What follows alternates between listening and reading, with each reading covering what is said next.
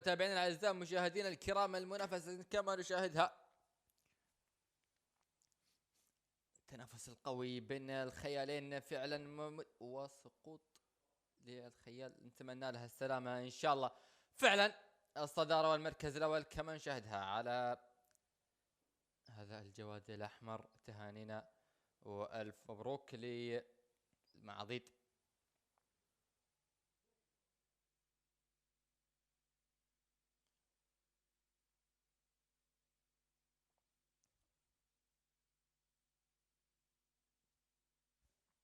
خلنا نشوف الانطلاقة القادمة مع من. الانطلاقة القادمة مع من والمنافسة القادمة راح نشاهدها الآن.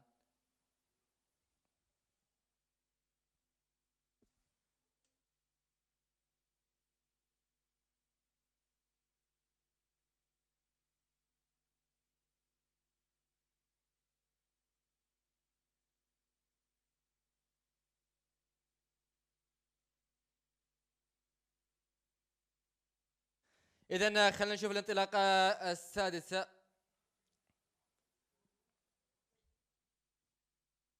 والتنافس الآن وتأهيلات سباقات المسيلة. يبدو لنا حسن طه حسين من الجهة الداخلية. إذن الانطلاقة السادسة متابعينا الأعزاء مشاهدينا الكرام من هذه المنافسات في سباق السابق والتأهيلي إلى الجولات النهائية. سباق السابق في نسخته الرابعة تقريبا. فعلا سباق السابق كما نشاهد الآن تنافس وسباقات التأهيلات. شاهد الصدارة والمركز الأول اللي يظهر معنا على الشاشة الجواد الأشقر. تهانينا وألف مبروك للجميلي. محمد الجميلي يتأهل إلى الجولة القادمة.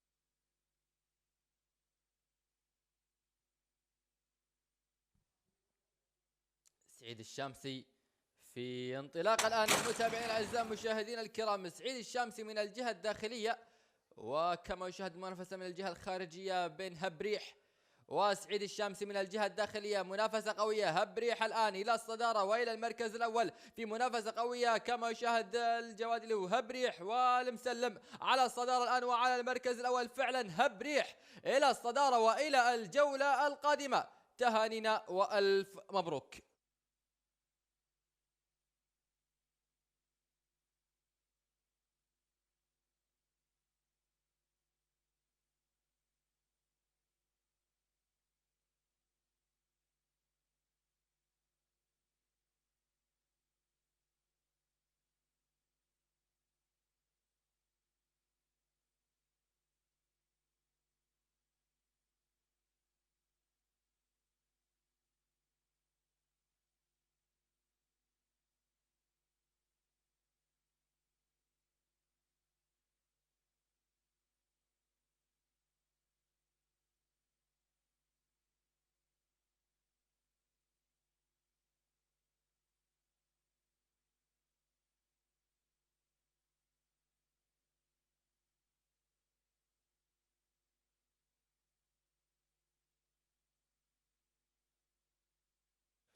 الانطلاقة القادمة عبد الله المعضادي مع العريق وخالد الكواري في منافسة قوية راح تكون بعد قليل. هذه الانطلاقة راح نشاهدها عبد الله المعضادي وخالد الكواري العريق، الجواد الفائز في النسخة الأولى من سباق المسيلة لهذا الموسم.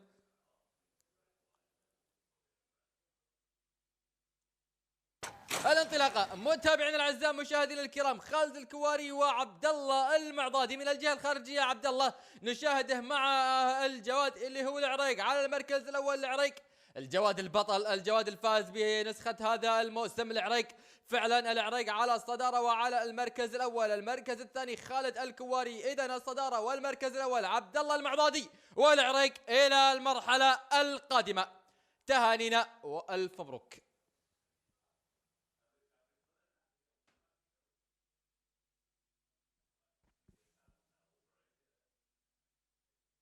عبد الله المعضادي إلى المرحلة القادمة.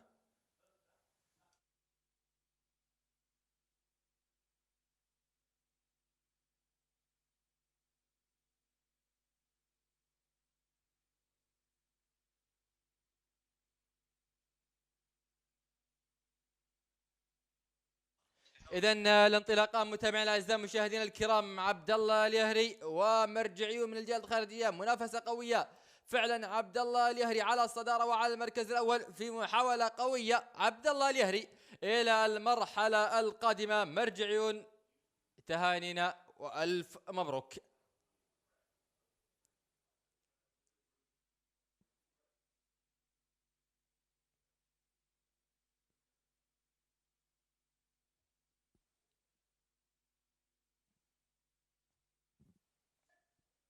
إذن متابعينا الأعزاء مشاهدينا الكرام، هذه كانت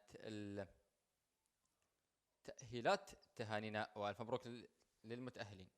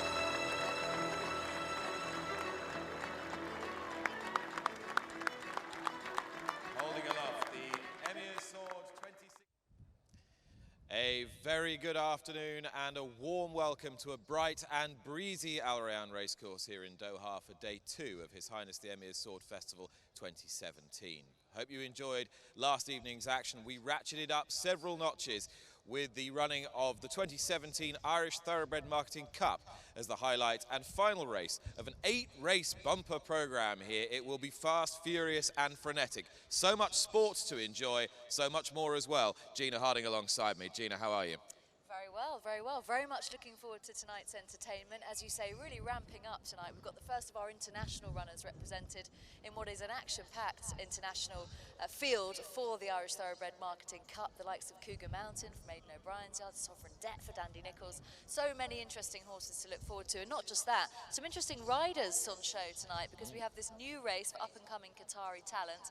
It's going to be really fascinating to see some of those jockeys of the future. Yeah, that comes up as race 6, and the back end of the card, as I say, comes up fast and furious with just 15-minute gaps between the races, so plenty to enjoy. Do not avert your eyes, do not adjust your set, you are in the right place.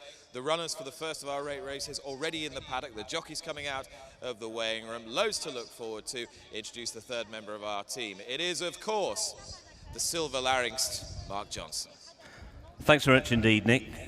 Good evening, everyone. Welcome back to Arabian Racecourse. We have a very significant rider change announced for the first time in our up-and-coming first race. Number 8, My Sharona, will now be ridden by Thomas Lukasek. No Frankie Dettori on My Sharona. Thomas Lukasek will now take the ride on horse number 8, My Sharona, in race number 1, for which there are no further changes, and there are no further changes announced so far on the card. A field of 12 will get a post for our first race, the Thoroughbred Fillies and Mares race, which is run over 1 mile or 1,600 metres on the firm turf.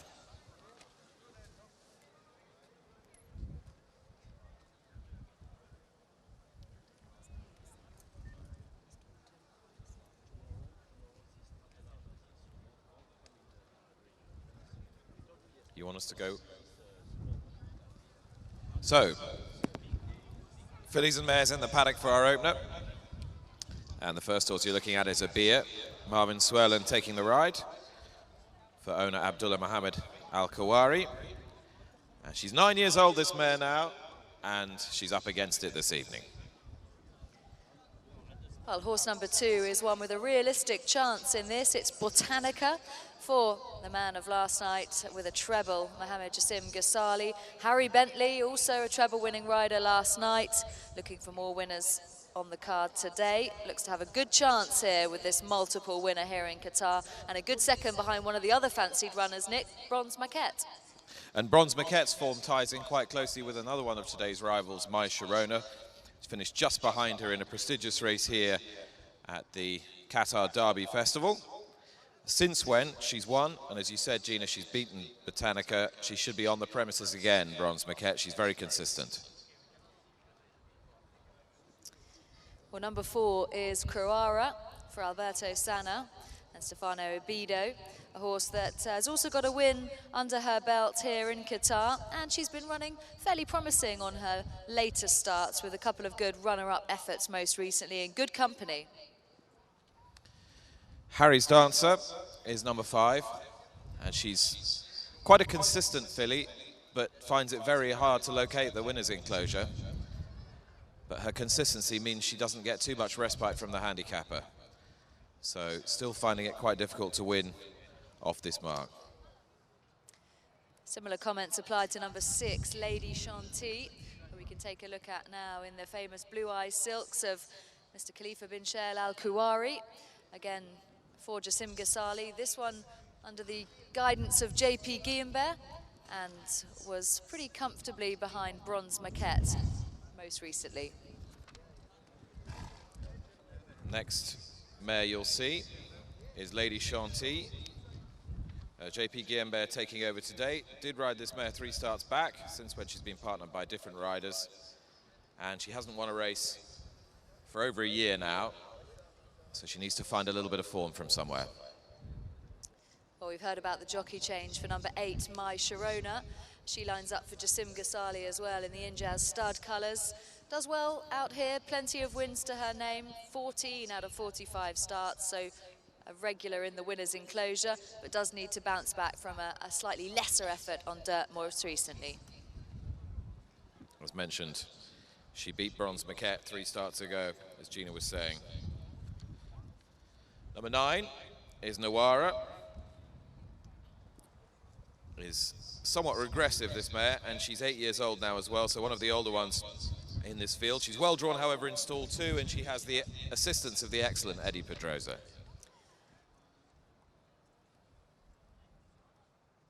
Up next will be horse number 10, who has form behind Bronze Maquette as well, and that was only her first run here in Qatar. And there could be more to come under Adri de Vries, one of Qatar's most successful jockeys, Majed Seferdine, the trainer. And Majed is also represented in this race by number 11, the 6-year-old mare Rashida, who again hasn't won for an awful long time. Jockey change today, Jean-Baptiste Amel taking over from Darren Williams. That's Rashida, number 11, for Majed Seferdine, who'll be represented in tomorrow's Emir's Trophy. And making up the field is horse number 12, Regality, for Jassim Ghasali. and is one that needs to take a step forward from her reappearance last time out on dirt. So, you've had a look at all the runners in the paddock. The jockeys have been given the office to mount. The bell is gone, and they will be shortly heading down to post for the 1600-meter start. The 1600-meter start is on the chute over to the left of the grandstand as you look, and they'll run exactly 1 mile here. 1600 meters then for our opening race for Thoroughbred fillies and mares, Class 3. Mark, it's all yours. Thanks very much indeed, Nick. And this is the only fillies and mares only restricted race of this His Highness the Emir's Sword Festival. And what a tremendous lineup we've got. The guys have already taken a look at the runners in the paddock. The winners of this race for the last 3 years, all reopposing. Last year's winner, Bronze Maquette, the winner in 2015, Botanica, and the winner in 2014, Mama Lorca.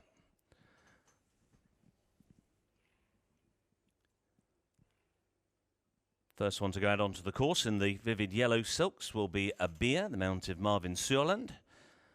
And that is Gerald Avranches, who's riding last year's winner, Bronze Maquette, who is an 11 times winner during her career.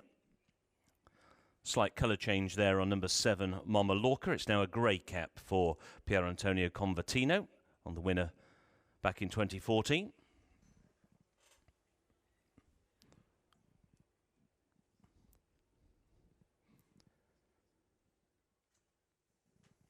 And just getting aboard now, Amatasem Al-Balushi, aboard Regality, the last of the 12 fillies and mares to make their way out onto the course. Adre de Vries there in the orange and green on Qatar Dance. Adre, of course, amongst the winners over in Dubai yesterday, where he had a listed winner.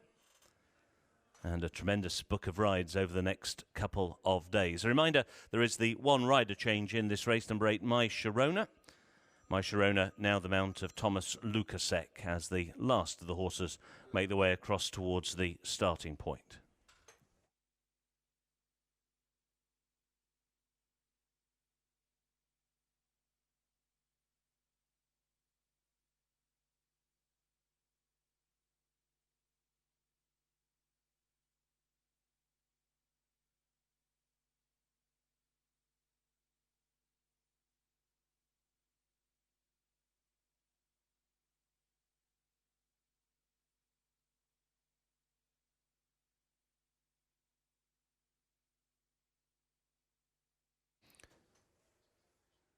There's a look at the racecourse. As Nick was saying a few moments ago, they start on the spur, which is to the left-hand side of the enclosures here for the metric mile, the 1600 metres, so a run of around about 200 metres before they take the dogleg turn into the back straight. They leave the back straight with just shy of 700 metres ahead of them and then turn back towards home with a run-in of just under 400 metres, and as was the case here last night, we will once again be racing with the rail out in the second lane, so we'll be running the rail out at around about 6 metres around the course to save the inside for tomorrow's big day. Trainer Majed Seferdin has 2 chances in this race, Rashida and also Qatar Dance, who would be in with a good chance, but let's find out from the trainer himself. Qatar Dance, a very promising run first time out here in Qatar. Bismillah ar-Rahman ar-Rahim. Qatar Dance is very good filly. She ran before 3 weeks, coming third with this Bronze Maquette, the favorite in this race. The distance much better, 1 mile. Should be she win this race. You think she'll beat Bronze Maquette this time? I hope. I will do. And how significant for you, Majed, is it to have the services of Adri de Vries? Adri de Vries is a very good jockey, and he has enough experience with this track to win. And some good chances later on in the night as well? Yeah, sure. Good luck here. Lots of confidence. Good to hear it. Thank you so much. So the runners now begin to make their way to the starting point. The grey Rashida, followed by Regality behind the starters rostrum as they now gather at the 1600 metre start.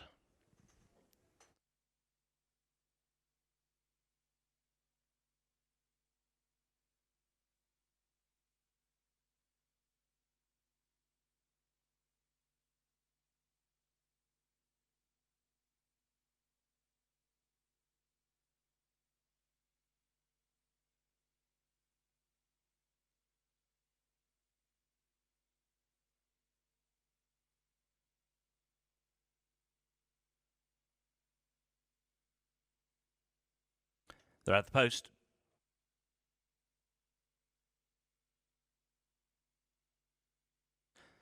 There is number 3, Bronze Maquette, the winner of this race last year, Gerald Avranches in the saddle on Bronze Maquette, who's looking for a 12th career success. Won the St Hugh's Stakes as a 2-year-old at Newbury in the UK. She won the Qatar Oaks here in 2015 by 2.5 lengths. She's got 2 wins already on her portfolio over course and distance, and ran second behind My Sharona over My Sharona's specialist distance of 6 furlongs or 1,200 metres here in December at the Derby Festival. She's back up in trip today, and indeed she won a 7 furlong trial for this, beating quite a number of the field last time out.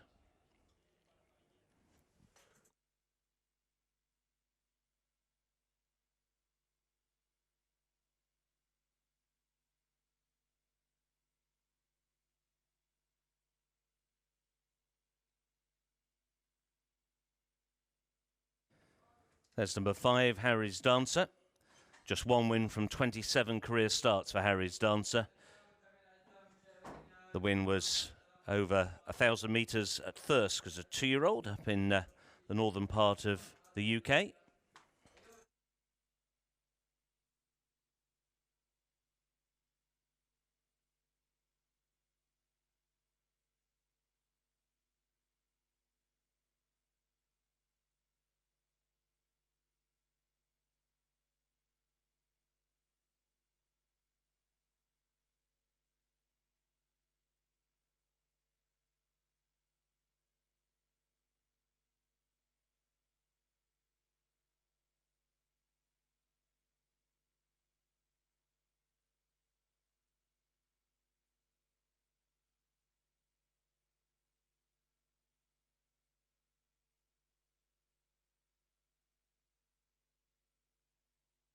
That's number 8, My Sharona. She's the winning most filly in this race. She's a 14 times career winner, and she's actually running at this particular festival for the 5th time, although she's yet to win at the festival. She was 3rd in the Group 3 sprint here in 2015. She was also 3rd in the For Gentry Ladies race back in 2014, but she is a very, very good sprinter. She was the champion older mare of Qatar in 2014 and 2015.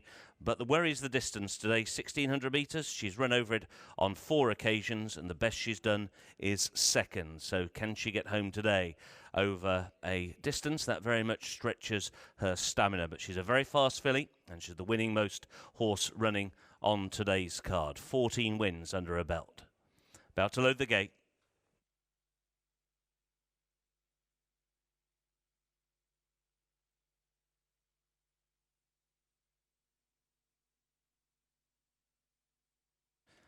Regality has just gone in.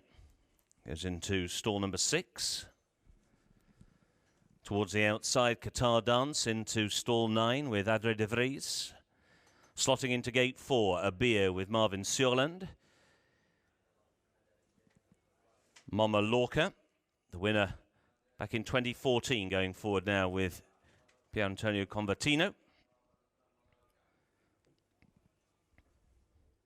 Half the field loaded.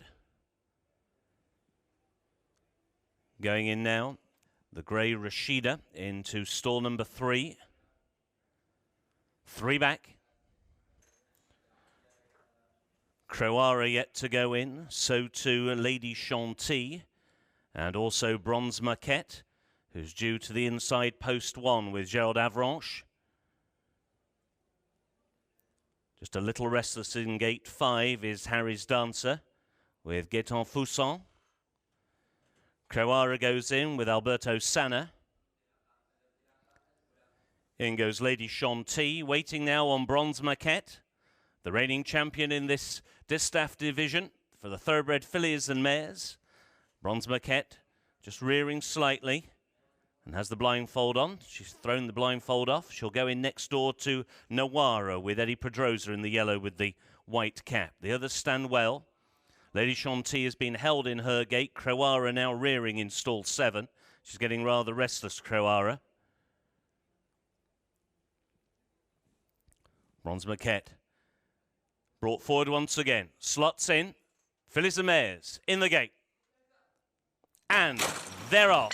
and very slow to begin was Mama Lorca, who completely blew the start. Sent towards the outside, Lady Chantilly will try and grab the early lead as they go towards the dogleg turn. Towards the outside is Rashida, who's also right up there, and so too is Regality. Taking a very keen hold is Qatar Dance, with My Sharona held together 3 deep as they go around the turn. A Beer is also pulling hard towards the inside rail, and last year's winner, Bronze Maquette, is right out the back of the field. She's only got one behind in the early going, and that now is Rashida, who has been shuffled right back. So they go down the back stretch, and it's now Botanica who comes through towards the outside of Lady Chantilly. These the first two. Qatar Dance is 3 deep. She's only half a length off the speed. My Sharona can't get in and is brutally wide. Regality towards the inside, and A Beer against the inside rail. Harry's Dance is next, followed by Mama Lorca trying to make up for a blown beginning. Croa is towards the rear of the field. So too is Nawara, and still Bronze Maquette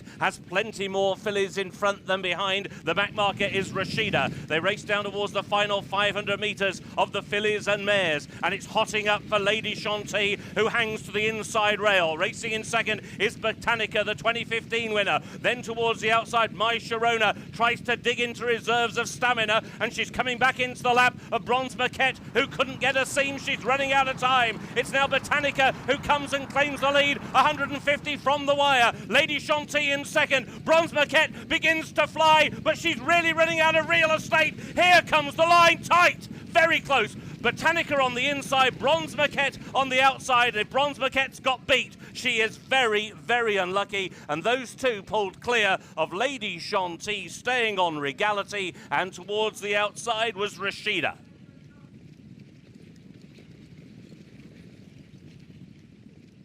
That is a photo finish for the win, a photo finish. A photo for the win between, in race card order, horses 2, Botanica, and 3, Bronze Maquette. It's a photo for the win.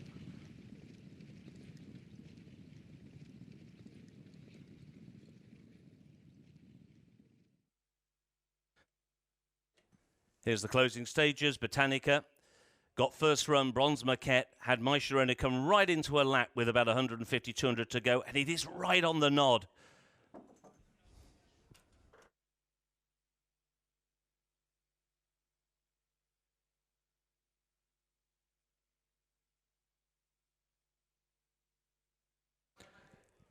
Here is the result of the photo finish for first place.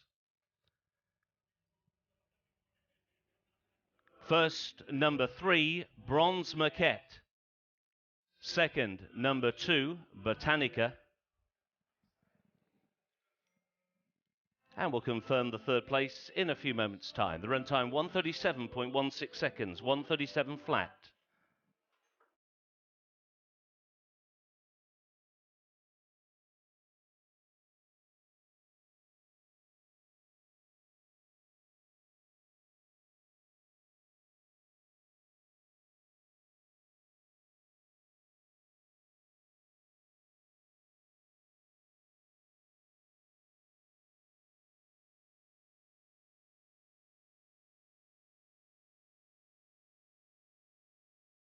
Now returning to the winner's circle, the unofficial winner of the Thoroughbred Fillies and Mares, a 12th career success and back-to-back wins in this race for the Gerald Avranches ridden Bronze Maquette.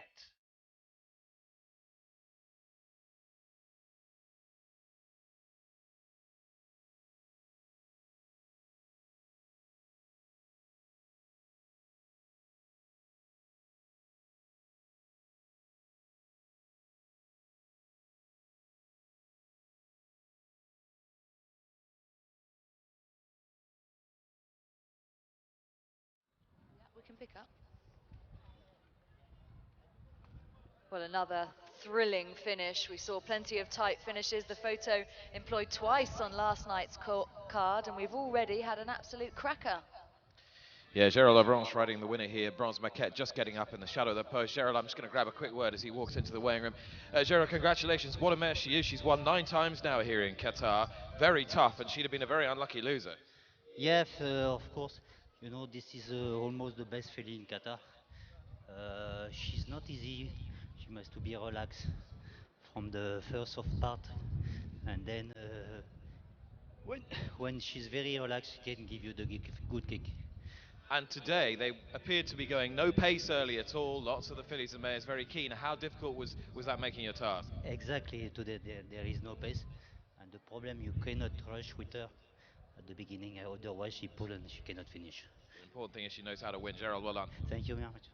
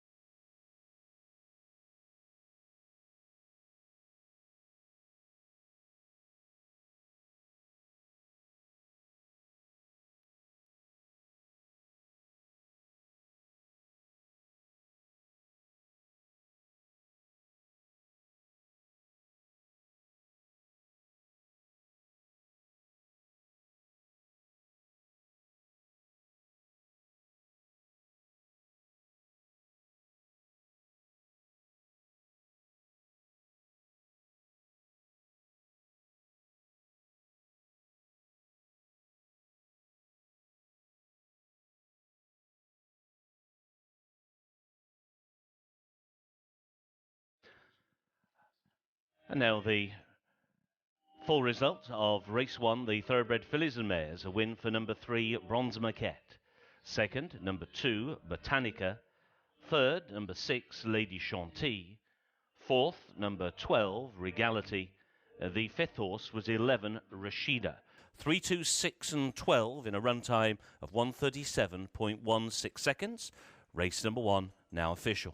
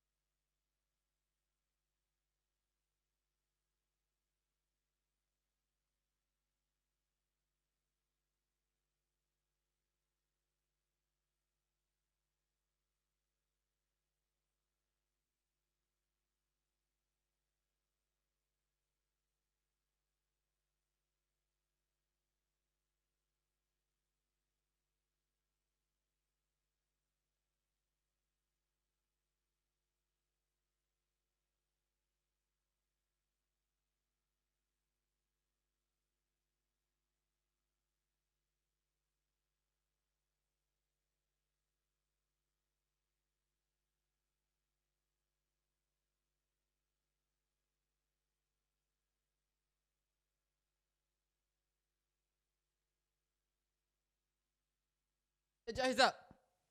ريسنج ينطلق الآن متابعينا الأعزاء مشاهدينا الكرام. أول أشواط اليوم الثاني من مهرجان سيدي السمو الأمير. الانطلاقة القوية مع 12 جواتي مسافة الميل، شوط الخيل المهجنة الأصيلة للمهرات.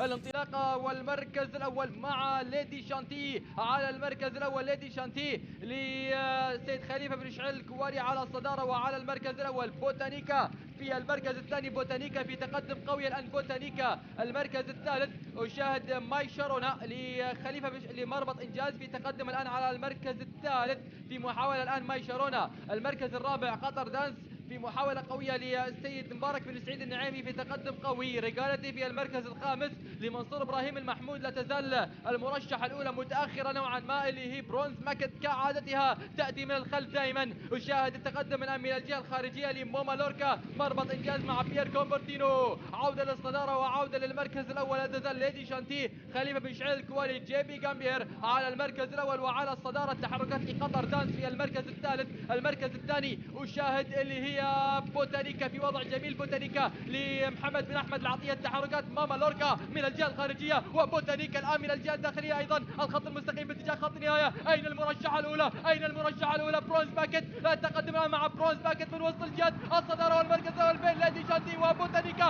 القادمة الآن من برونز باكيت في محاولة قوية. برونز باكيت قادمة وبوتانيكا على المركز الأول. بوتانيكا وبرونز باكيت. دخول جماعي. برونز باكيت وبوتانيكا. برونز باكيت وبوتانيكا.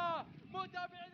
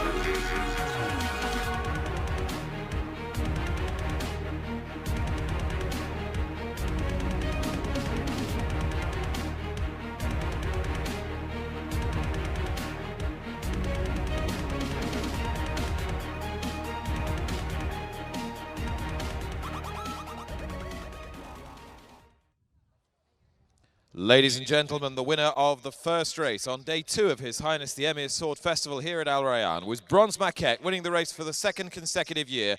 Please congratulate the winning rider, Gerald Avranches, receiving his trophy from Abdullah Al-Khabezi, the racing manager of the Qatar Racing and Equestrian Club. The winning trainer, Mohammed Hussein.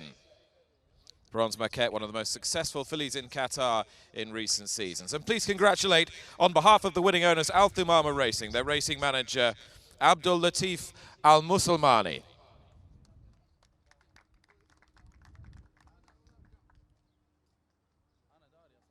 Many congratulations to Mr. Al-Musulmani and the Al Thumama Racing team. Must be very proud of this filly, winning for the 2nd consecutive year, 1600-metre thoroughbred fillies and mares race at the Emir Sword Festival. And our thanks to Mr. Al-Khabezi for making the presentation. And there is the frame photograph as well as a special memento of today's triumph.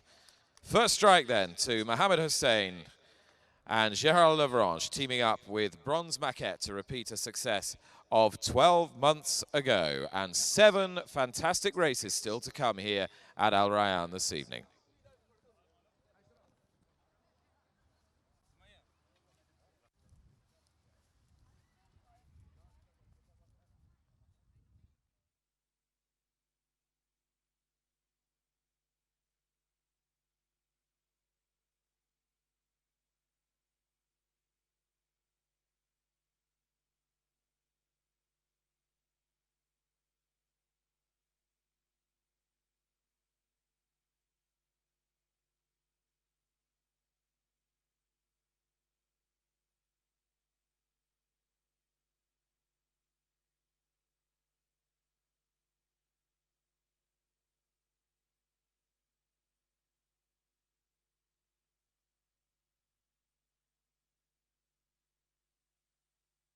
جاهزة.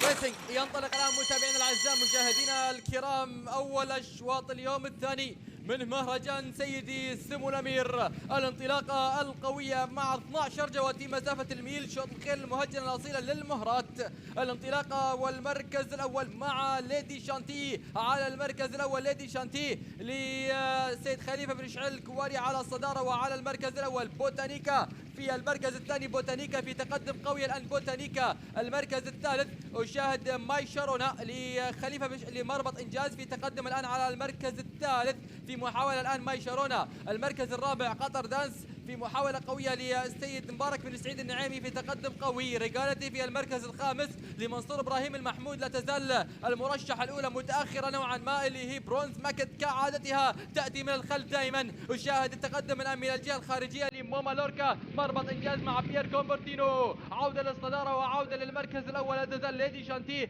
خليفة بن شعيل الكوالي جيبي جامبير على المركز الأول وعلى الصدارة. تحركات لقطر دانس في المركز الثالث. المركز الثاني أشاهد اللي هي بوتانيكا في وضع جميل. بوتانيكا لمحمد بن أحمد العطية. التحركات ماما لوركا من الجهة الخارجية وبوتانيكا الآن من الجهة الداخلية أيضا. الخط المستقيم باتجاه خط النهاية. أين المرشحة الأولى؟ أين المرشحة الأولى؟ برونز باكيت تقدم الآن مع برونز باكيت من وسط الجهة. الصدارة والمركز الأول بين ليدي شانتي وبوتانيكا. القادمة الآن من برونز باكيت في محاولة قوية. برونز باكيت قادمة وبوتانيكا على المركز الأول. بوتانيكا وبرونز باكيت دخول جماعي. برونز باكيت وبوتانيكا. برونز باكيت وبوتانيكا. متابعينا الأعزاء مشاهدين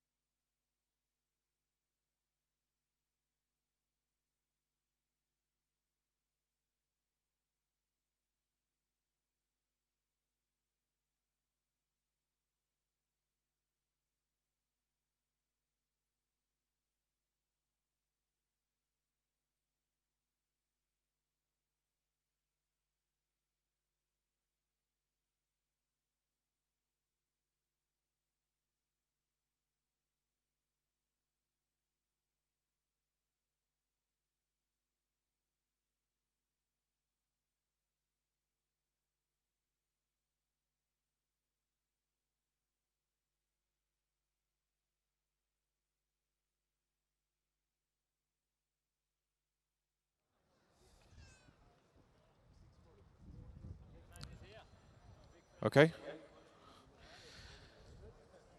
Runners in the paddock then for race 2, the local Thoroughbred Trophy. And we'll start off by having a look at number 1, Al Jami here. Is gelding by Hockney. Ridden today by Pier Antonio Convertino. Harry Bentley engaged elsewhere. Harry's been on the last twice when he's run well on dirt, but he's back on turf today. But he's considerably down in distance. That said, the balance of his form gives him a chance. So that's number 1, Al Jami here. Hopefully you'll be seeing on the screen very shortly.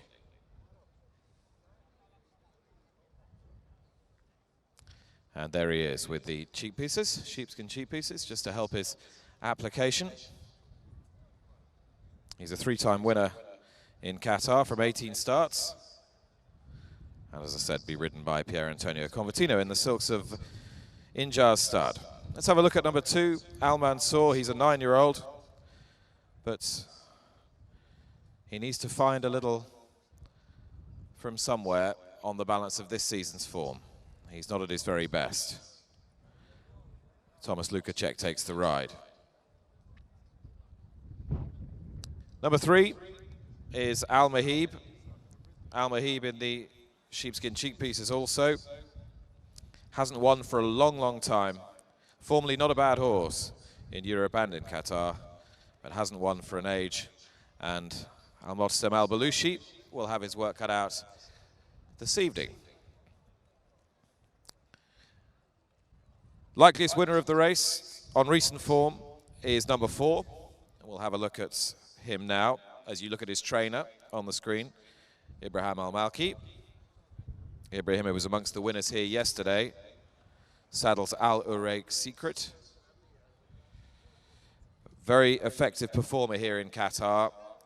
Only disappointing run a couple of starts ago in the Derby, at the Derby meeting.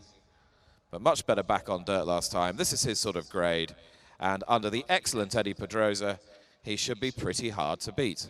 And with the bell going, Eddie's gone to get the leg up now on number 4, Al-Uraiq Secret. 5 here is Bersha for Debbie Mountain. He'll be running Ponfay in the Emir's Trophy tomorrow. Marco Monteriso takes the ride, as he did last time. It was a slightly better effort on turf last time, but not quite good enough to think that he ought to be troubling the judge today. Another runner for Marjed Seferdine here. That's number 6, Cannon. Adnan Hawa takes the ride. He's run 3 times here in Qatar. Has finished 5th, 6th, and 6th. Sights lowered slightly today, but probably not enough to see him winning. That's number 6, Cannon. He's also got stall 15 to contend with, and he will be next door to number 7, Haidara, who comes out of stall 16. Interesting jockey switch here. Jean-Pierre Guillaumbert taking over from Yanis Awabed. May bring about a little bit of improvement on Jassim Ghazali's 8-year-old. And he is somewhat down in class. That said, it's been a long time since we've seen him. And we just have to take his fitness on trust. But he's an interesting runner nonetheless from his wide gate. As we have a look now at number 10, Shidad for Alban Demule and Amkan. Gaetan Fosson takes the ride, and a winner last time under this jockey. Pretty unexposed relative to these. He's only had the 4 starts, and he ought to be on the premises.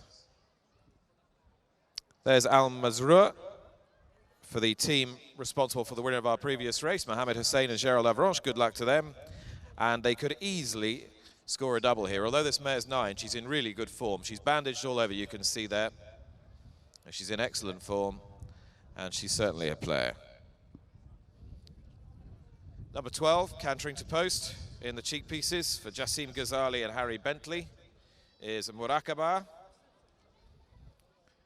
Jury's out as to whether this filly's more effective on dirt or turf, but she seems pretty versatile in truth, and 1,400 metres might just be the right distance for her. She's another one for the shortlist in those familiar Khalifa bin Shell Al-Khawari colours. And there's another look, white with the green stars, at the horse who ought to take quite a bit of beating here, Al-Uraiq Secret. I'll be intrigued to know how Mark thinks this is going to shake down, but I'd say, Mark, that Al-Uraiq Secret must be on the short list, perhaps together with Al Mazrua for the team responsible for the winner of our previous race. Al Uraik Secret, Nick, should be the one to beat. 5 wins from 7 and probably didn't stay when he was beaten the second of his 2 defeats. And this should be his ideal distance, 1400 metres. Just to go through the parish notices for this particular race, we confirm we do have a non-runner here, which is the reserve. The 17 Al Ward does not draw into the field. We take the top 16 in the main body who will race, and there's one overweight here, number 13 Muzela. That is plus half a kilo over for number 13 Muzela, who was the winner of the local Qatar Oaks over 1600 metres in December. 7 furlongs or 1400 metres see them start at the beginning of the back stretch, so a long run to the one and only turn this time.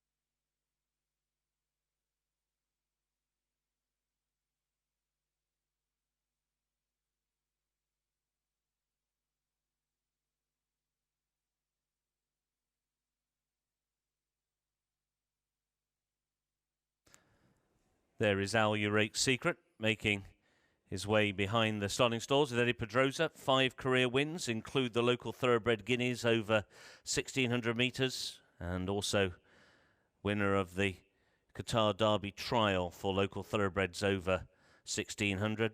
As we said earlier on, probably didn't see out the extended 1800 metres. We're in 9th of 12 here in the local Qatar Derby last time. He stepped up in distance, but came back over 1200 metres to win last time out.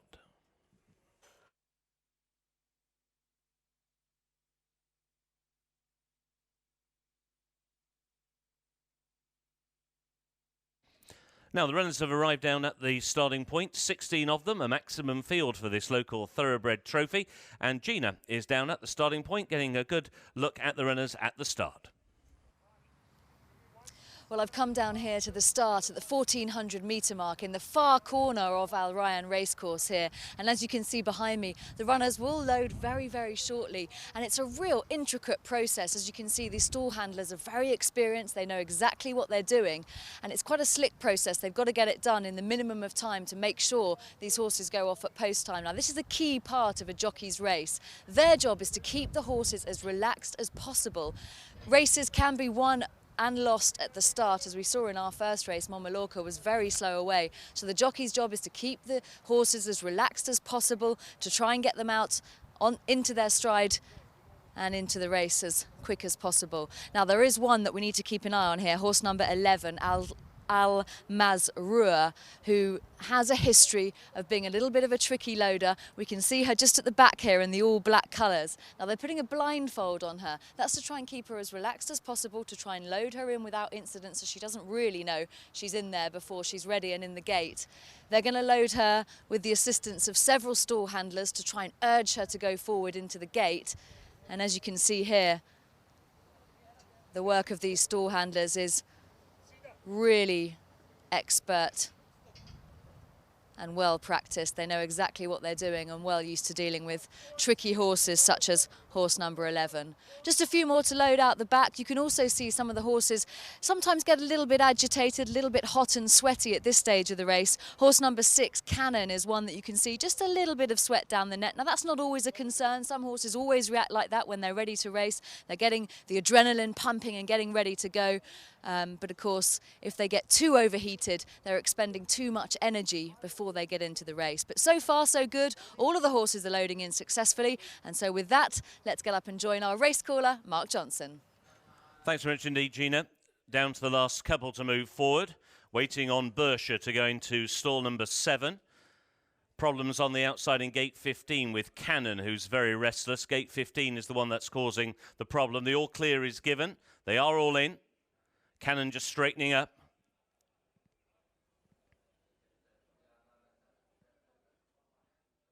Still some movement to the outside of the gate.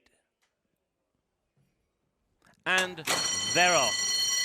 Step slow away was Monteza towards the inside, and also Al Mohib was not that alertly away. Al Uraik Secret was away quickly. Tarablast towards the outside. Also right up there is Al Mazura against the inside rail, and it is Al Mazura and Al Uraik Secret who are the first two. Tarablast from a wide stall 13 has now got third position. Towards the inside, Tanja Boutela is racing in fourth, followed by Marakabar. And then out very wide is the huge Haidara as they go now towards the far turn. Bersha is next in their field, then trapped out wide is Cannon, who's racing in midfield as they race now with just over 600 metres to go. Al Muhib, who blew the start, still out the back of the field. Muzela is another one who's right out the back of the pack as Eddie Pedrosa and Al Uraik Secret make the turn back towards home. Tarablas in the green, racing in second. On the inside is Al Mazura, the black colours, in third position. Towards the outside, Marakabar is making ground. Muta Wasal is also beginning to find his stride as they race down towards the final 200. Against the rail, Al Uraik Secret now being taken on out wide by Marakabar. Over on the far side is Tanja Boutela bursting through his Zuzi. They've got 100 metres to go. Marakabar just has the lead, and it is Marakabar. Over on the far side was Tanja Boutela, and they were followed home by Monteza, who got going very late. Towards the inside was Zuzi, and then towards the outside, Muta Wasal.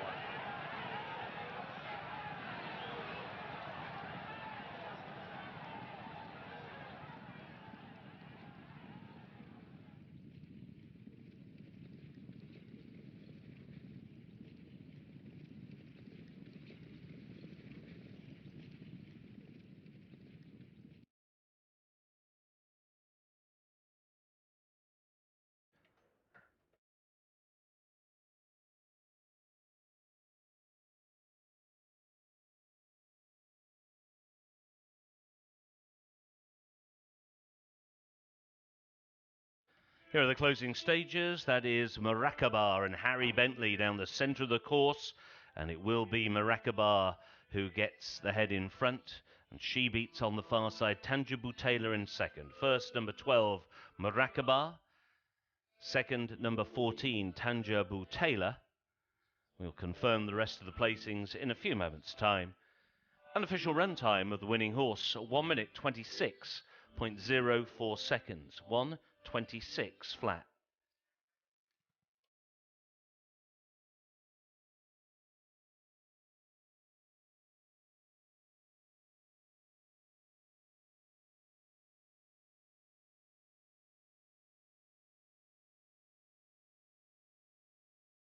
Now returns to the winner's circle, the winner of race 2, number 12, Marakabar. Another winner here for Jazim Mohammed Ghazali and for the champion jockey, Harry Bentley.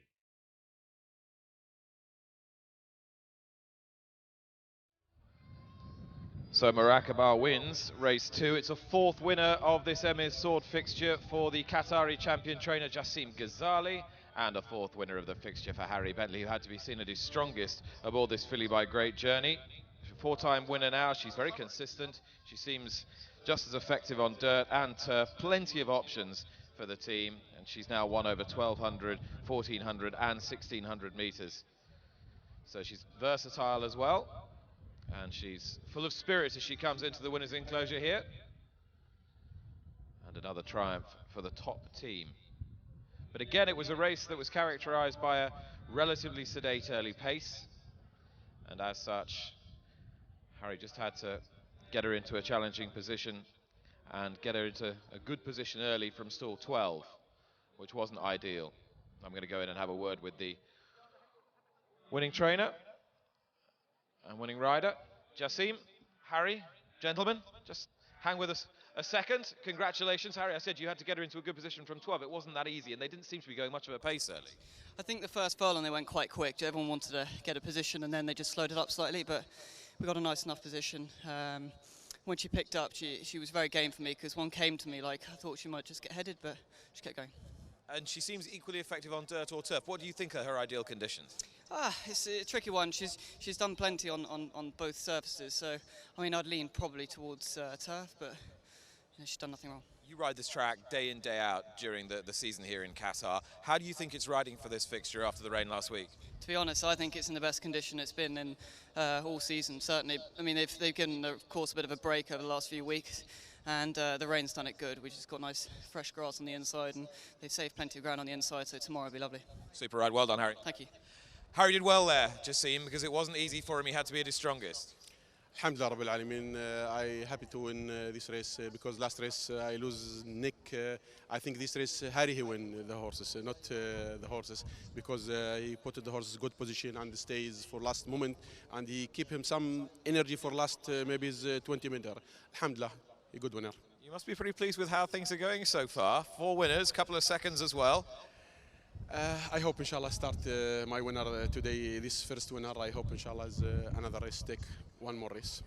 And the way you train your horses through the season, I know you've had loads of winners already, but do you try and bring them to a peak for this fixture? Is this very much what it's all about? Yes, sure. Horse training here in the club, racing club, and every season bring a new horse from outside. Also, I have Injaz stable in the farm there. My son Muhammad, he's training the horses. He's from the farm. Everything with Muhammad here, everything with me. Alhamdulillah, I have good stuff with me. Seems to be going okay so far. Thank you so much. Well done. Thank you so much.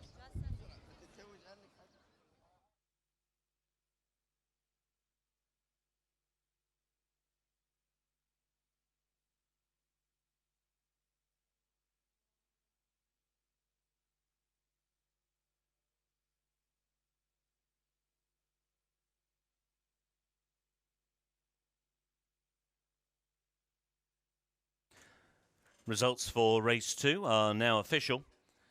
A win for number 12, Maracaba, ridden by Harry Bentley. Second was number 14, Tanjid Boutela. Third, number 16, Zuzi. The fourth horse was number 9, Mutawasal. And fifth was number 8, Monteza. The order of finish 12, 14, 16 and 9. The run time 1 minute 26.04 seconds.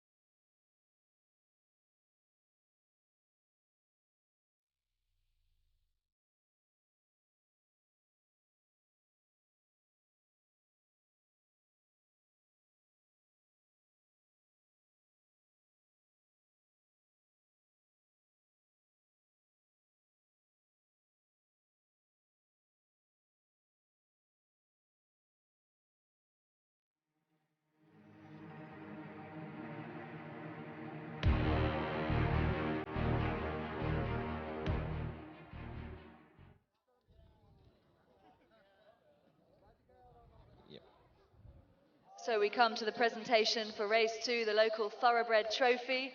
And Abdullah Al-Kabaisi, the racing manager here at the Qatar Racing and Equestrian Club, will make the trophy presentation, starting with jockey Harry Bentley. And of course, the man of last night, the treble on the card yesterday, and no doubt plenty more winners tonight. Jassim Ghazali, Qatar's leading trainer.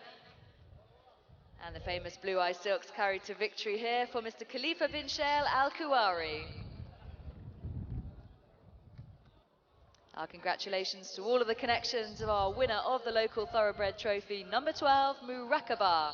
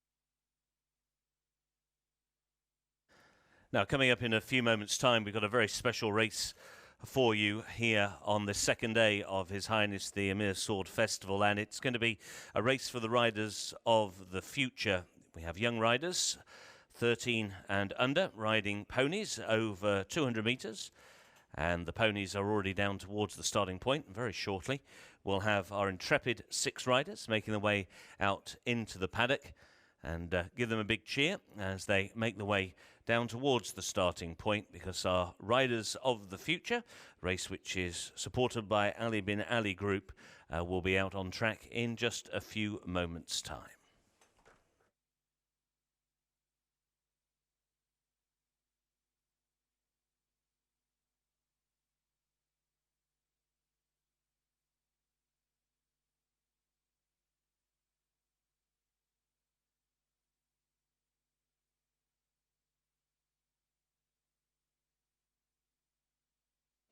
On the screens now, you can see the 6 young riders who will be taking part in today's Riders of the Future race. And now they're making their way out into the paddock.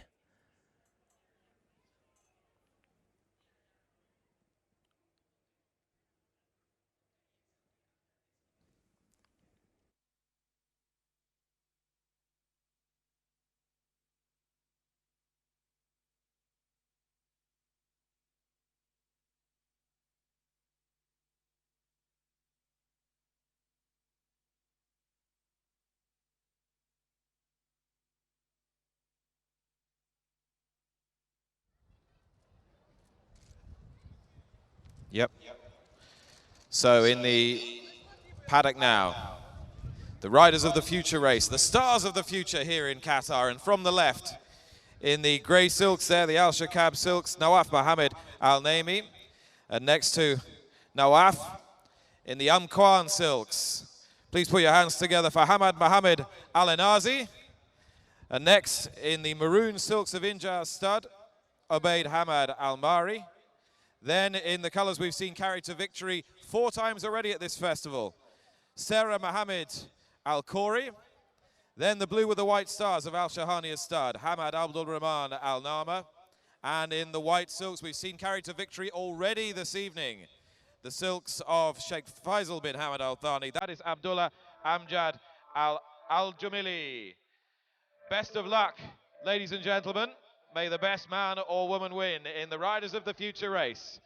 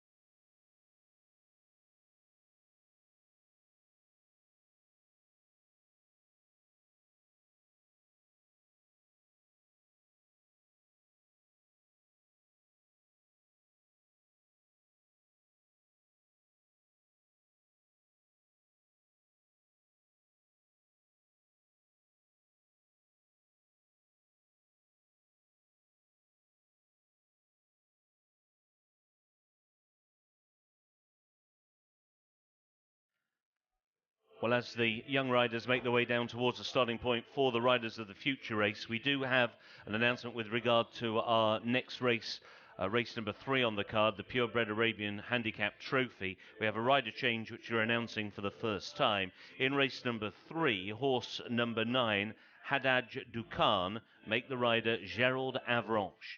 Gerald Avranches will now ride the 9, Haddad Dukan, in race number 3. That rider change announced for the first time.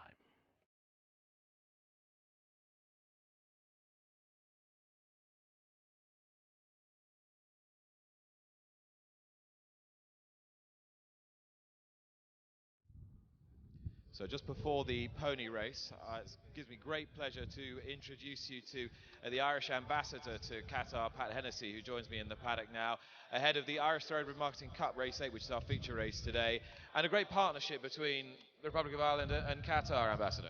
That's absolutely right. I'm delighted to be here in Doha for a wonderful day's racing. The racing world is a great partnership between Ireland and Qatar. We're delighted to see many Irish bred horses running here, and of course we're looking forward very much to the Irish Thoroughbred Marketing Cup later this afternoon. So it's a great day, and I'm delighted to be here. It must give you particular pleasure to see Aidan O'Brien, who's done so much for Irish racing around the world, having his first ever runner here in Doha and Cougar Mountain. That's right, and I mean that's just one of the many links between Ireland and Irish racing and our friends here in Qatar. This has grown wonderfully over the last couple of years, and now with today's Irish Thoroughbred Marketing Cup, we expect that relationship will grow even more in the years to come. It's lovely to see you here, Ambassador. Thanks very much for talking to us. My pleasure. Thank you. Thanks very much indeed, Nick. Well, the young riders, the riders of the future, are now on their ponies, and they are taking a turn with the instructor with them, and he'll peel off in a few moments' time and allow them to race up the final 200 metres of this famous racecourse here at Al Rayyan. Now they're being called into line. Give them a big cheer, these intrepid young riders, all 13 years old or younger. Starter getting them in a perfect line.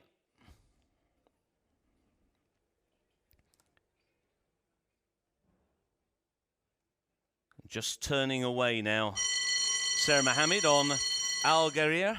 And in the early stages, it's Abeid Hamad who's taken the early lead, but here comes Hamad Abul Rayhan, who has taken the lead now on Al Gharaira. And Al Gharaira is scorching the turf, has gone clear by some 8 pony lengths, racing up towards the line.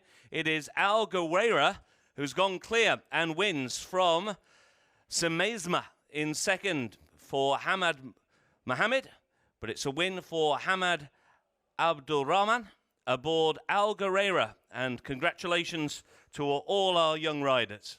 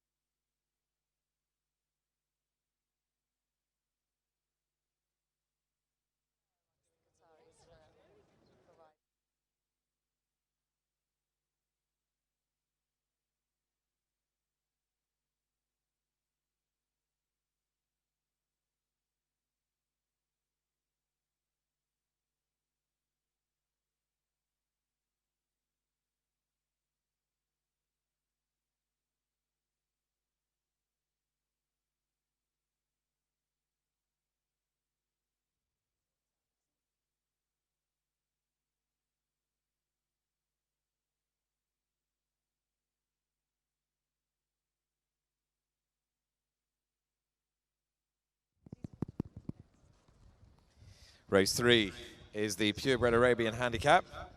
Official post time, local time 5:35, 17:35, and the runners are now in the paddock.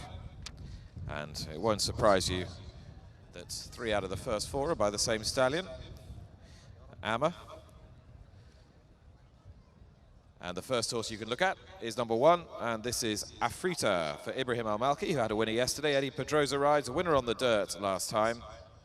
And that was over 1,200 metres, though, just 6 furlongs. Up to a mile today at 1,600 for Afrita, number 1. She faces stiff competition from number 2, Nick, Aziznef, who we can take a look at very shortly. For last race's winning trainer and jockey combination, Jassim Ghazali and Harry Bentley, looking for their 5th wins respectively of the festival. She runs in the colours of Al Shahania Stud, and having won his last 2 starts, 1 on dirt, 1 on turf, he goes for the hat-trick this evening. And there is number 2, Aziz Nefs. You can see in the blue blinkers, the royal blue blinkers, running in the colours of Al Shahania, with the noseband there. Number 3 is Qatar for Zuhair Mosen, the colours of Ali Ahmed Saleh Al Jamali. Marvin Swerland takes the ride. He gets back on the horse after Qatar was ridden by a claiming rider, local claiming rider last time. But he hasn't won for an awful long time.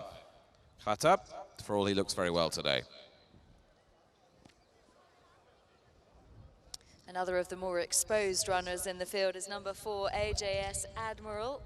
Has won a couple of times from a whole handful of starts, 32 in total, and it's been a while since he has seen the winner's enclosure, so a little bit more required tonight for Bistawi Ismail, the trainer.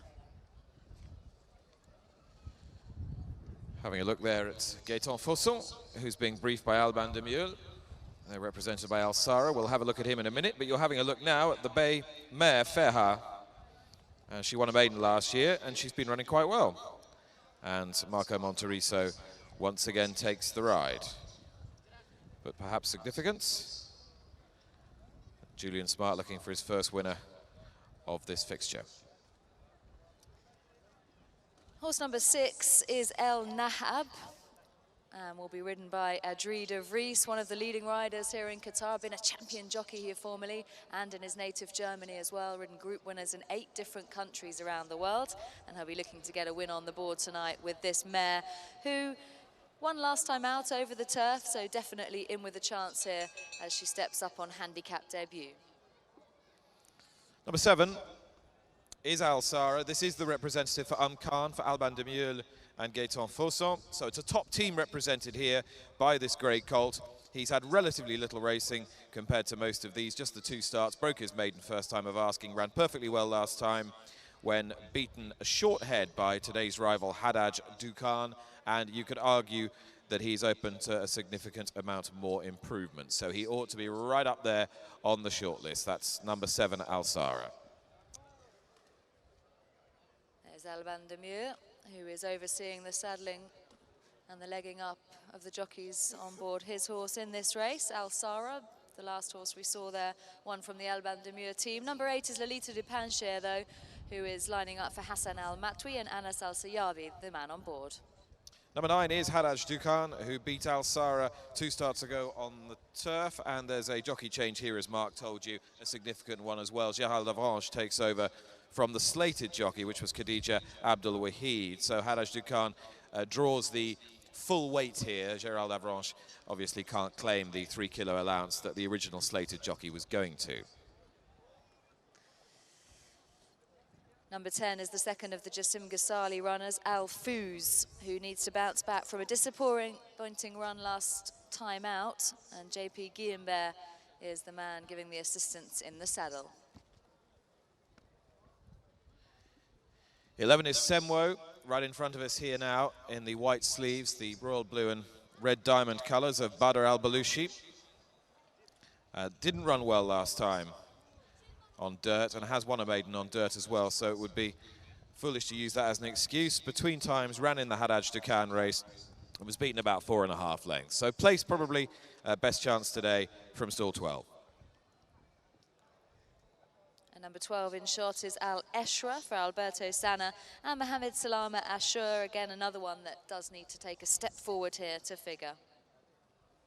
13 in those familiar Al Qaweri silks is Al Doctor. Pier Antonio Convertino takes the ride for Jassim Ghazali, Mohamed Jassim Ghazali.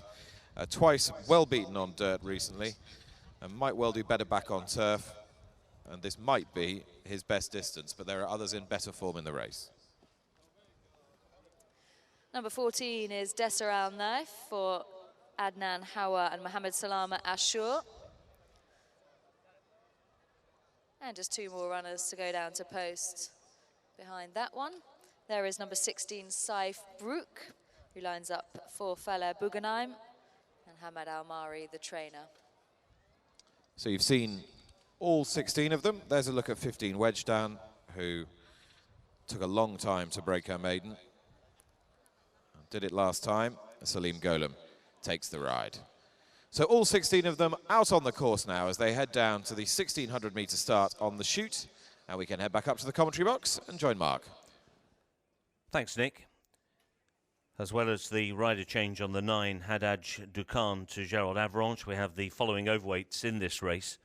Number 11 at Semwo plus half a kilo.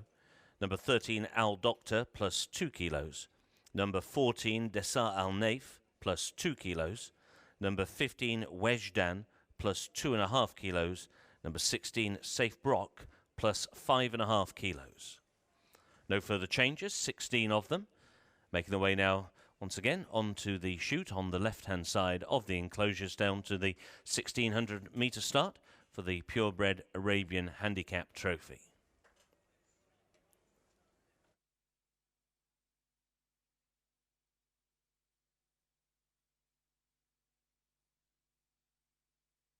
That's the horse who is mounted out on the track. That's number 10, Al Fouz, who's just a little behind the others now, just cantering to join the rest, the mount of JP Guillaumbert.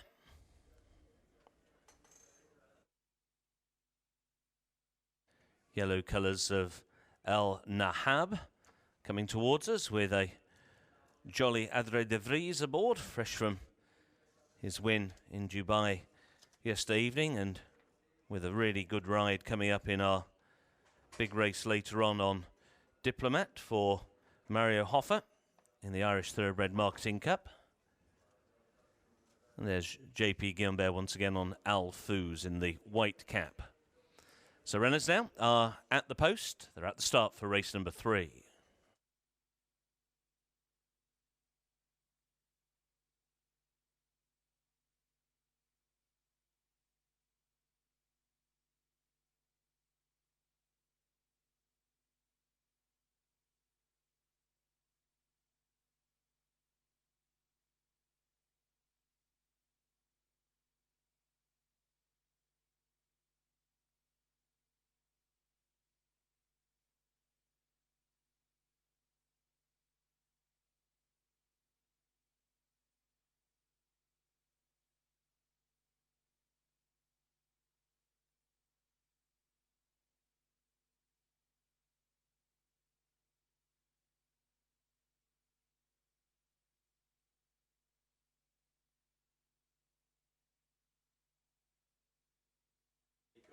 Loan the gate.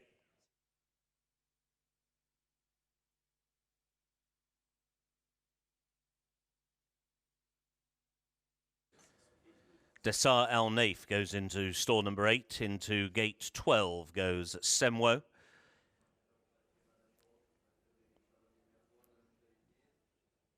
Going forward now is Ferha with Marco Monteriso.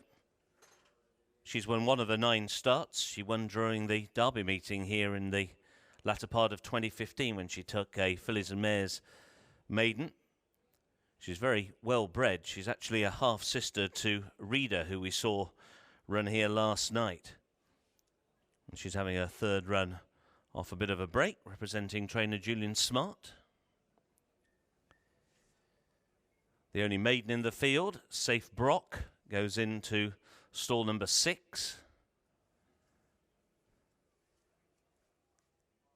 Aziz Nefs is one of those who's still out of line. Al Sarah, the unexposed Al Sarah, yet to go forward, and so too Haddad Dukan, now ridden by double-seeking Gerald Avranches, who of course won our first race on the gallant bronze maquette. That is AJS Admiral we just saw a few moments ago there, already in stall number 3. We're down now to the last 2 Arabians to move forward. Stall 13 for Aziz Nefs will complete the line. In the gate.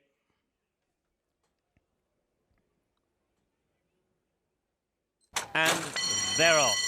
A step slow away was Al Eshrar in the centre of the gate, and also a step slow away was Fahar. Flashing speed on the outside, Al Fouz is up there, and so too is Al Doctor. Towards the inside, AJS Admiral is also in the firing line together with Qatar as they take the dog-leg turn. Out wide, Al Fouz has just got the lead. On the inside, AJS Admiral now racing in second. Qatar is in third. Lolita Dupanshir is out very wide in the black colours, now racing in a share of 4th or 5th, followed next in the field by Al Sarah, who's got a good early position. Aziz Nefs is next, who's got blue headgear. Then Fritar, who's towards the inside of Al Eshra, making up for a step slow start. Semwo is already been ridden along. Fahar is trying to make up a little bit of ground. Dessar El Naif is towards the rear of the field. Haddad Dukan is towards the rear. Also El Nahab is right out the back of the pack. And last of all is Safe Brock the Maiden.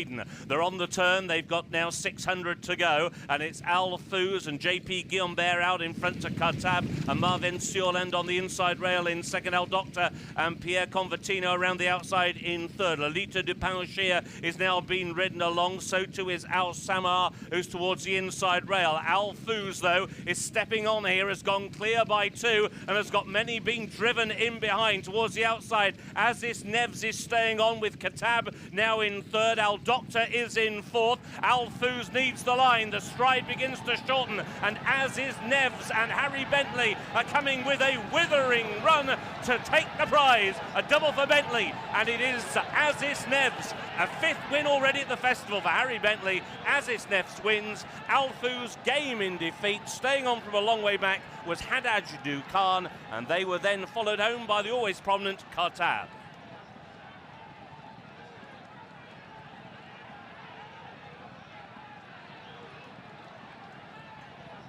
Verse number 2, Aziz Nefs.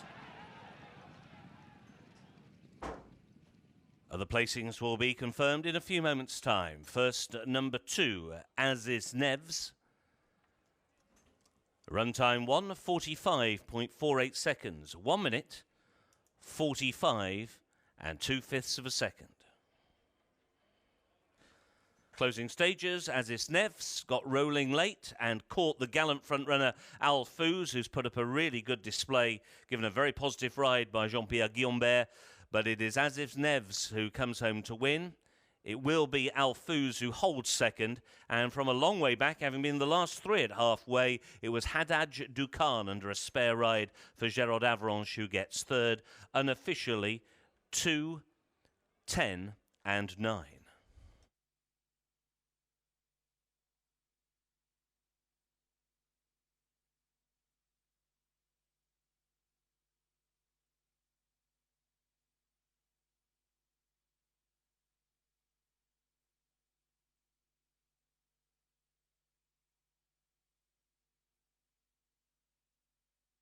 Now in the winner's circle, the winner of race 3, the Purebred Arabian Handicap Trophy. Number 2, Aziz Nefs, another win for Jazim Mohammed Ghazali. And 5 now as well at this festival for the champion jockey, Harry Bentley.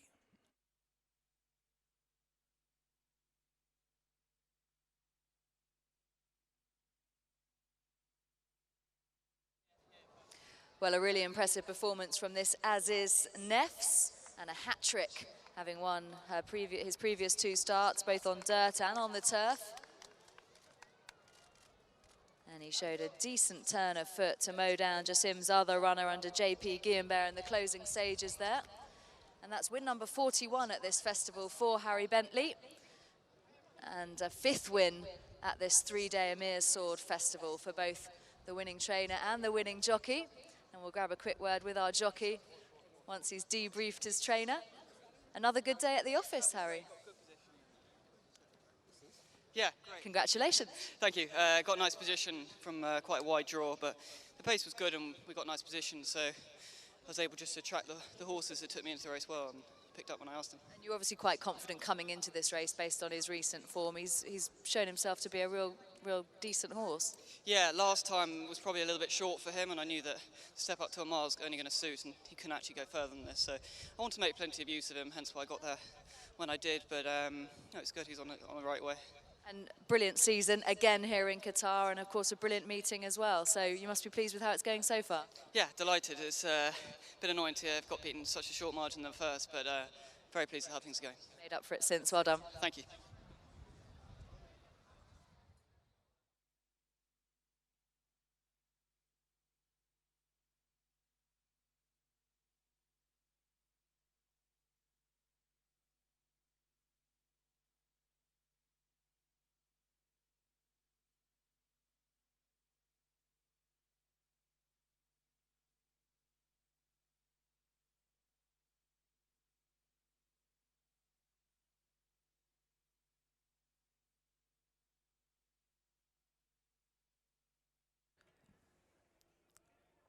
Result of race 3 is now official. A win for number 2, Aziz Nevs. Second, number 10, Al Fouz. Third, number 9, Hadaj Dukan. Fourth was number 7, Al Sarah. And fifth was number 1, Afrita. 2:10, 9 and 7 in a run time of 1:45.48 seconds. Race 3 is now official.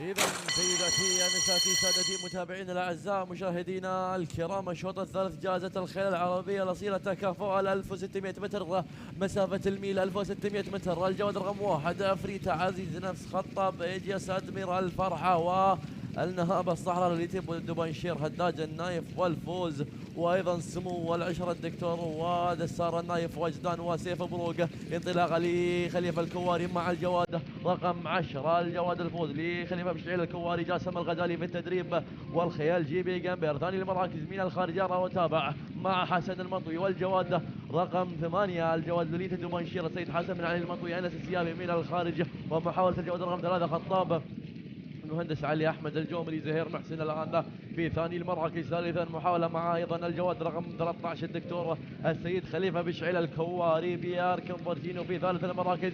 محاوله مع الجواد عزيز ناس الان لمربط الشحانيه. جاسم الغزالي الان من الخلف قادم، لكن الصداره والمركز الاول لا زالت مع الفوز السيد خليفه بن شعيل الكواري جيبي جنبير في المركز الاول. محاوله ايضا مع الجواد رقم 13 الجواد رقم 13 الدكتور خليفه بن شعيل الكواري بير كمبرتينو الان. اذا الخط المستقيم باتجاه خط النهايه، منافسه قويه مع حوزه الجواد رقم 10 الفوز الان لخليفه بن شعيل الكواري. جاسم الغزالي في الصداره والمركز الاول. جاسم الغزالي لكن محاوله عزيز ناس من الخارج، لكن خليفه الكواري مع الجواد الفوز الان. خليفه بن شعيل الكواري جيبي جنبير. محاوله الشحانيه الان، الشحانيه عزيز نفسه. جاسم الغزالي من الخارج مربط الشحانيه هاربا جلان وجاسم الغزالي عزيز نفسه الى الصداره والمركز الاول. مربط الشحانيه الى المركز الاول. الجواد عزيز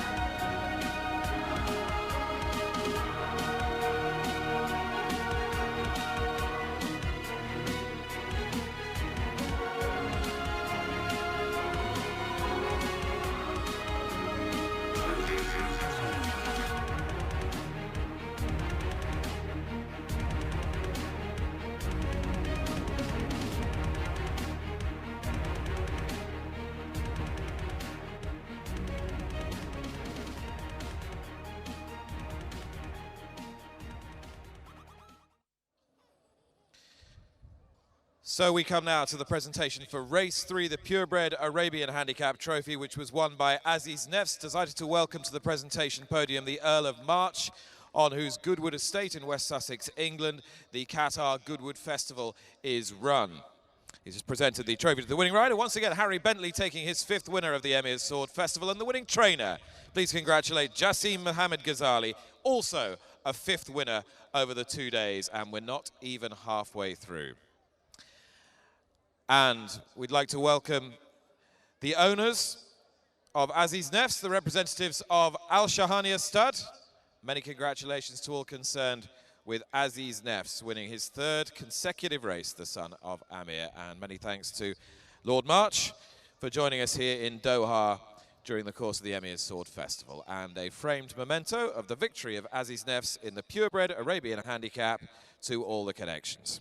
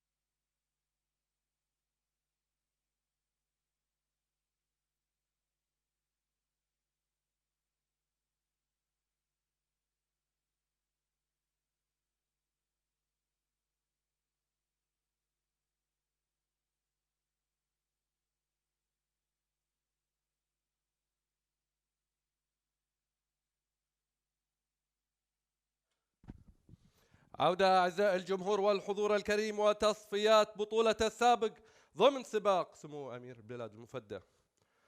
الفريق الأول مواش ومنجم.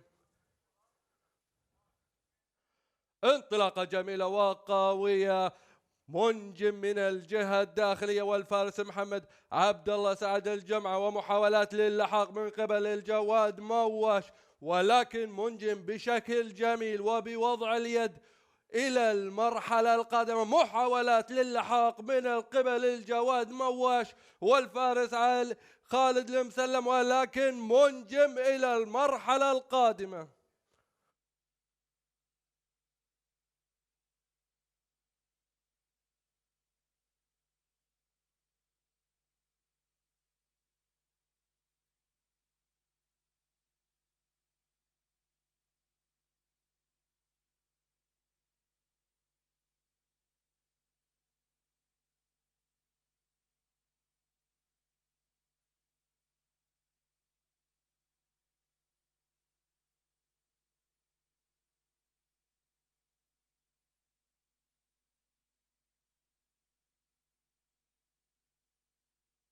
بانتظار الفريق الثاني أمال ولا مساومة، لا مساومة وحمد نابل.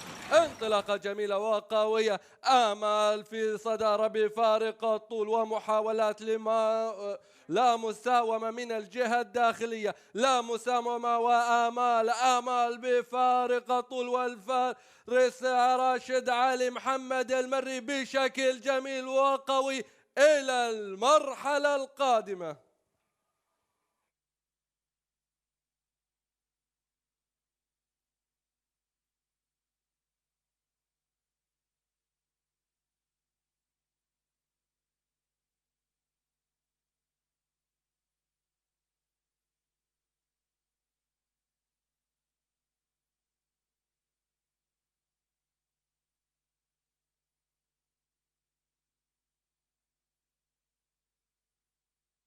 بانتظار انطلاقة الفريق الثاني بيان وهب ريح. انطلاقة جميلة وقوية لبيان وهب ريح في محاولة للاحق، ولكن بيان ومحمد عبد الله طايس الجميلي بشكل جميل وقوي من جهة السياد. محاولات من الجهة الخارجية والجواد هبريح وعبد الرحمن حمد سعد جمعة، ولكن هبريح بشكل جميل. بيان والأمتار الأخيرة، نعم بيان إلى المرحلة القادمة.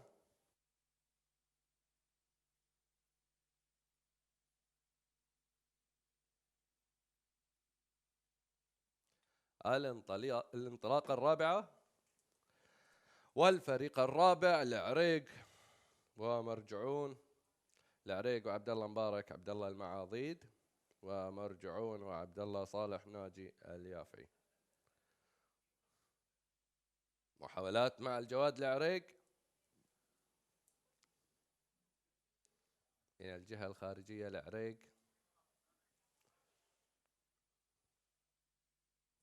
أو الجهة الداخلية، والجواد مرجعون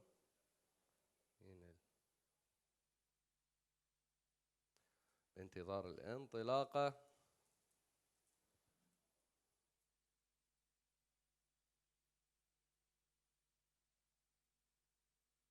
الفريق الرابع انطلاقة جميلة وقوية، مرجعون والفارس عبد الله صالح ناجي اليافعي، ومحاولات للعريق وعبد الله مبارك عبد الله المعاضيد. العريق بشكل جميل وقوي من الجهة الخارجية وبوضع اليد. محاولات لمراجعون وعبد الله صالح ناجي اليافعي، ومحاولات، ولكن العريق هذا الجواد إلى المرحلة القادمة.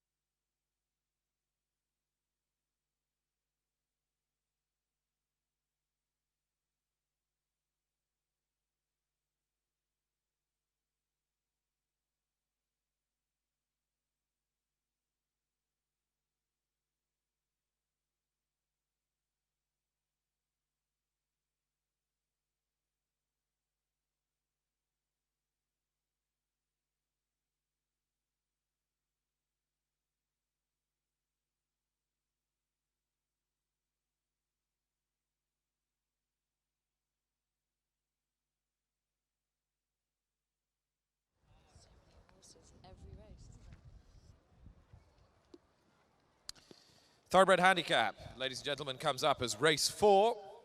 It's for horses rated 0 to 90. And $30,000 is the purse here. And the first horse we'll take a look at is Bachelorhood. Well-bred gelding by New Approach.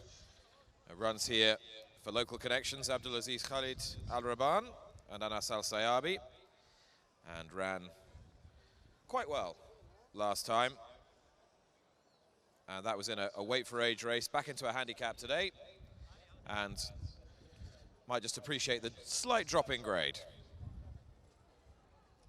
There's Kelly Harrison, who will be taking a mount in this race. She's on board Full Combat, number 8 later, but that's number 2, Complementor for Tariq Issa and John Egan, a horse who's stepping up in trip here, having run over the 1,200 metres last time. So does have to prove his stamina for this 1850 metre trip. As you might expect, Jassim Ghazali well represented again. And one of his contenders here is Imad, who was ridden by Marvin Swillen when winning on the dirt last time over 1,700. He's up 150 metres in distance. He's back on the turf today, but at least he is in good form. JP Guillaumbert takes the ride on Imad.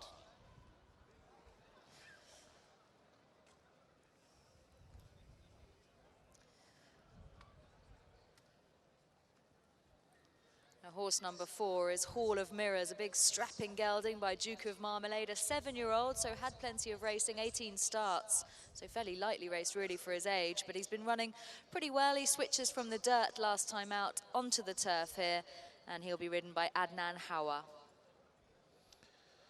Number 5, More Than a Dream, was behind Imad last time, and quite a long way behind as well, was beaten 4 lengths. Wasn't a bad effort in a handicap. He's dropped in grade again a little bit here, but he's got quite a bit to find. More Than a Dream for Fally Bugenheim.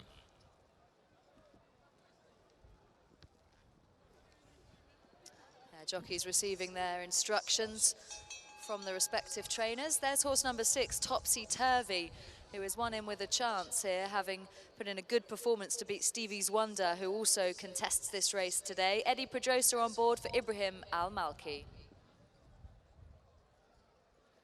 Number 7 is Under the Radar. Mubarak Al-Khairin trains this one. Pier Antonio Convertino is taking the ride and hasn't run particularly well the last twice, including in a race of this sort of caliber. So Under the Radar, you'd think, would be up against it today. There's Eddie Pedrosa just getting the leg up on Topsy Turvy, who'd be one of the leading contenders here. There's Under the Radar, who we mentioned a few moments ago for Pier Antonio Convertino.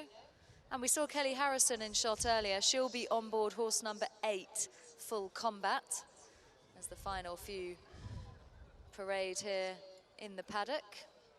The jockeys will all get the leg up very shortly to head out onto the track. And there is Kelly. She'll be riding for Tariq Issa here aboard Full Combat, a horse who's had 14 career starts. And although finished down the field last time out, has bits and pieces of earlier form that could see him get involved. On gets Kelly, and the next horse we're going to have a look at is number 9, Chandlery. He was a pretty smart horse back in the day, but he's a light of former days. He's barely beaten a rival home in his last few starts, and he'll struggle again on that evidence. And first ride of the night for the ever-popular Frankie Dettori aboard horse number 10. Here's the next horse we can have a look at for Zuhair Mohsen. There he is in the colours of Mr. Khalifa Mohammed Khalifa Abdullah Al Attaya. And I'm sure he looks to have a good chance here. Switching from the turf could bring out some more improvement in this colt. Yep, Rasik just kicking out a little in the paddock, but Frankie's got everything under control and in pretty good form at the moment. 11 is Grayscape. You'll see Grayscape, yellow colours. Thomas Lukacek rides, knows this horse pretty well. He's run quite well last couple of times without doing anything spectacular. As Frankie waves to you all as he leaves the paddock.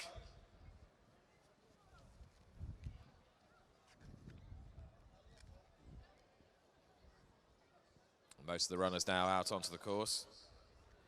Horse on the left there is Goldenfield, number 16, for Hadi Al Ramzani and Adri de Vries. Adri, who was in winning action in Dubai yesterday. He's been splitting his time between Dubai and Qatar. And there's Harry Bentley. looking for yet another winner, Gina, on Stevie's Wonder. They've got a good chance too. It certainly has. Form ties in very closely with Topsy Turvy, as we mentioned earlier. And of course, he's in those Al-Qawari silks, already been carried to victory several times at this Emir Sword Festival. Well, Mark, last year, this day turned into a rout for Jassim Ghazali and Harry Bentley, and they're threatening to do it all over again. After the 3 yesterday, they're 2 down today and could easily take this one with Stevie's Wonder. They could indeed, and there's a slight equipment notice for Stevie's Wonder. Stevie's Wonder, it's not on the card, but this horse is wearing a tongue tie and cheek pieces. Cheek pieces not in the card. Number 13, Stevie's Wonder. Just to confirm as well that the 2 reserves here do not draw in, 17, Sunny Pride, and 18, Shabab. Just over a complete circuit here for the extended 1,800 metres. Quite a short run to the first turn. They only go around about 250 metres or so before they start into the first of 2 turns for this Thoroughbred handicap trophy. And the starting gate now being moved into position.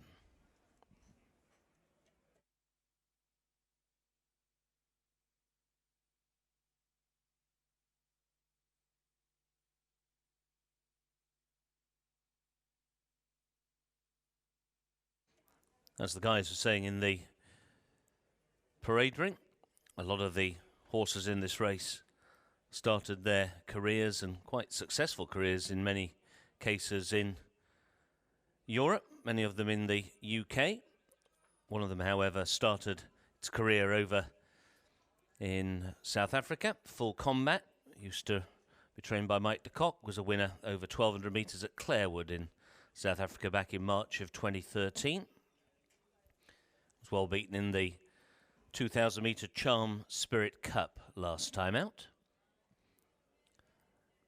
That is Greyscape with Thomas Lukasek aboard. Be easy to spot with the matching yellow blinkers. Just 1 win from 19 career starts so far, and unplaced in all 10 runs so far here since moving to Doha. The victory came at Beverley in the UK back in July of 2015.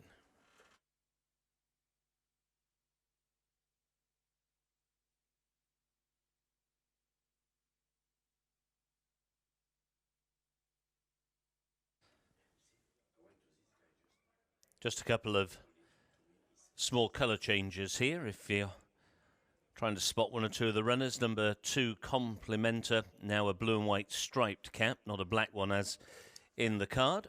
And number 9, Chandlery, now is a maroon cap, not a white one as in the card. They're at the post.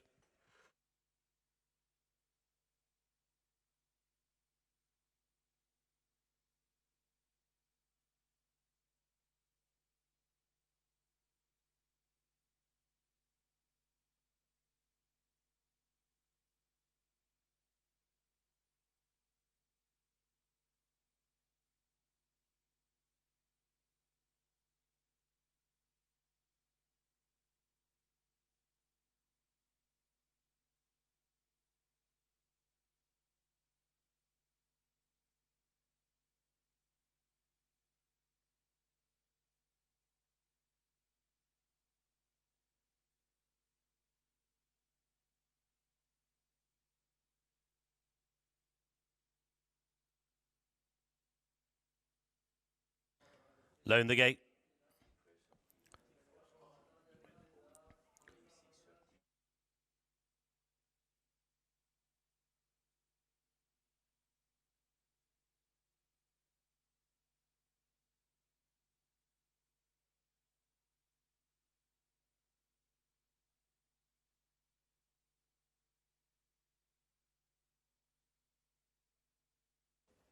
So moving into line.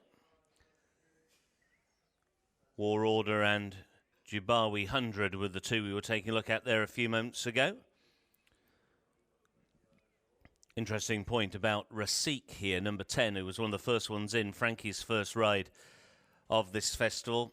His only win in 8 career starts actually came when Frankie was aboard. He won the 1,400 metre Al Rayyan Consolation Trophy at the Derby Festival here in December of 2015.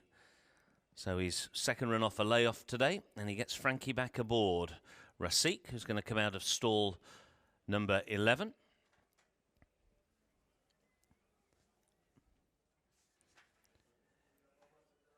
Imad is still out of line. Imad, who was third in this race 12 months ago, has yet to go in. Also still out of line is Stevie's Wonder, now with those white cheek pieces on. And Chandlery is the other one we're waiting for, with Marvin Surland, who's due into stall number 8. Moving forward now. He's in. So waiting now on Imad.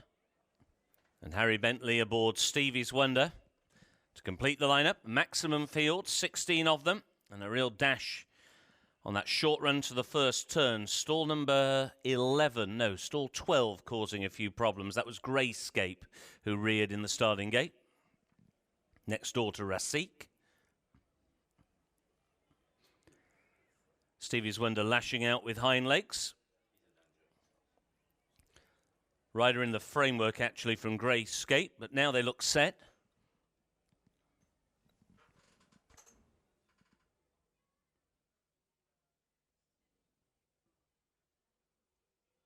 In the gate.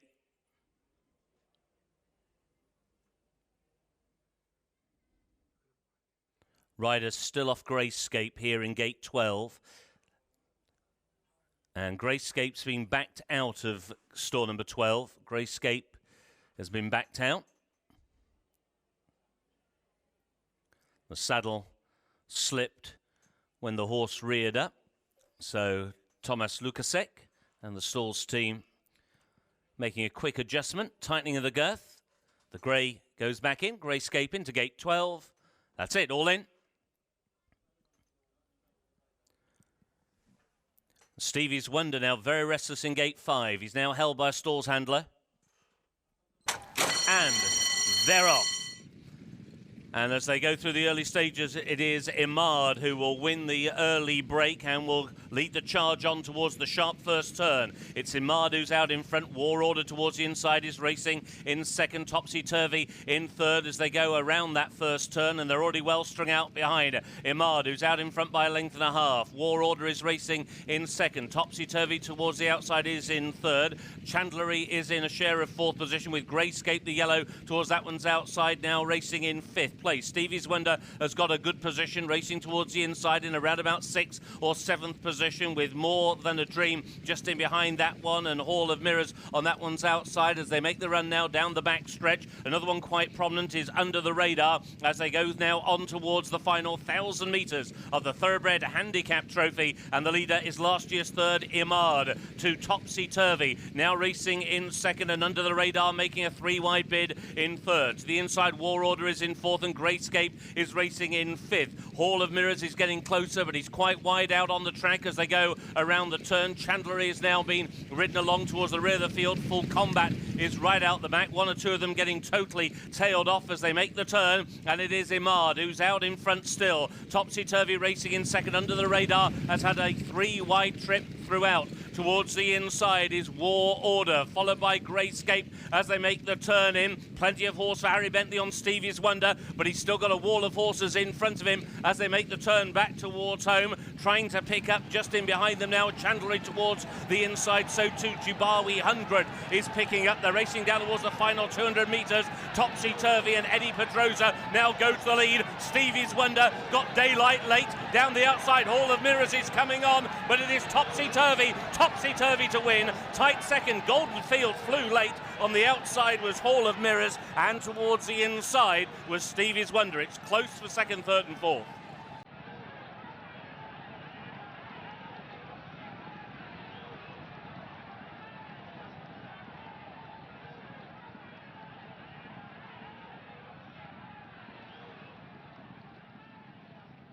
First, number 6, Topsy Turvy.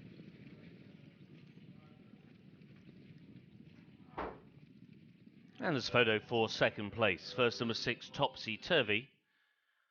Photo for other places. Unofficial run time 1:55.30 seconds. 1 minute 55, 1/5. Run to the line, topsy-turvy, always prominent in a furiously run race that first turn. And it's going to be very close for second indeed.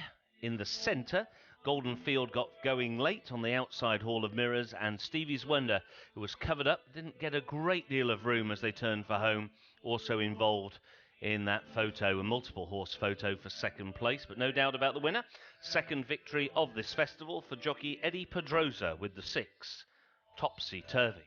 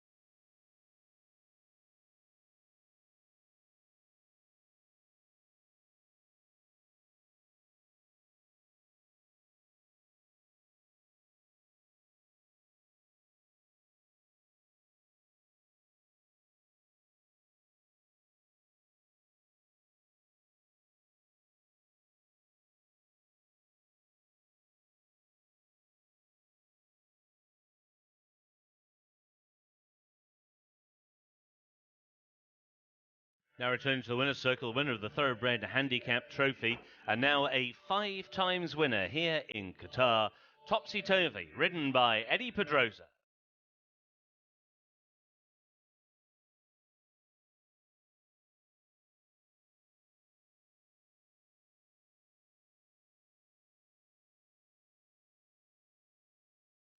Topsy Turvy then the winner of our 4th race, following up the victory last time on the 26th of January.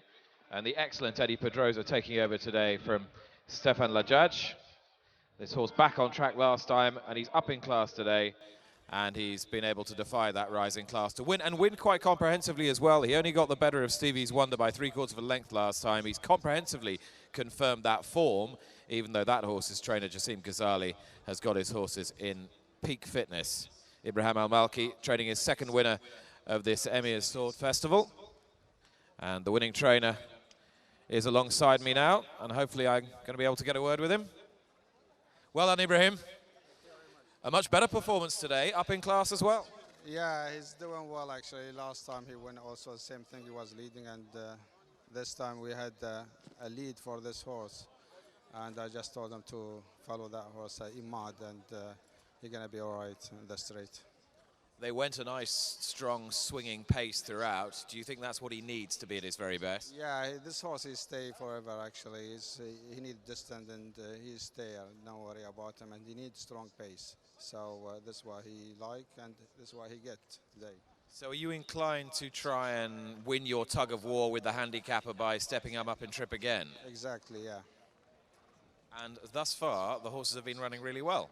He ran very well, actually. I think he's going to be a step up a little bit, so he need another better class next time.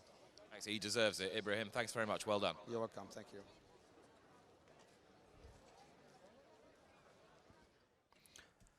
Now the full result of this race, race number 4, a win for number 6, Topsy Turvy. Second was number 16, Golden Field. Third, number 4, Hall of Mirrors. Fourth, number 13, Stevie's Wonder. The 5th horse was number 14, War Order. 6, 16, 4 and 13 in a run time of 1:55.30 seconds.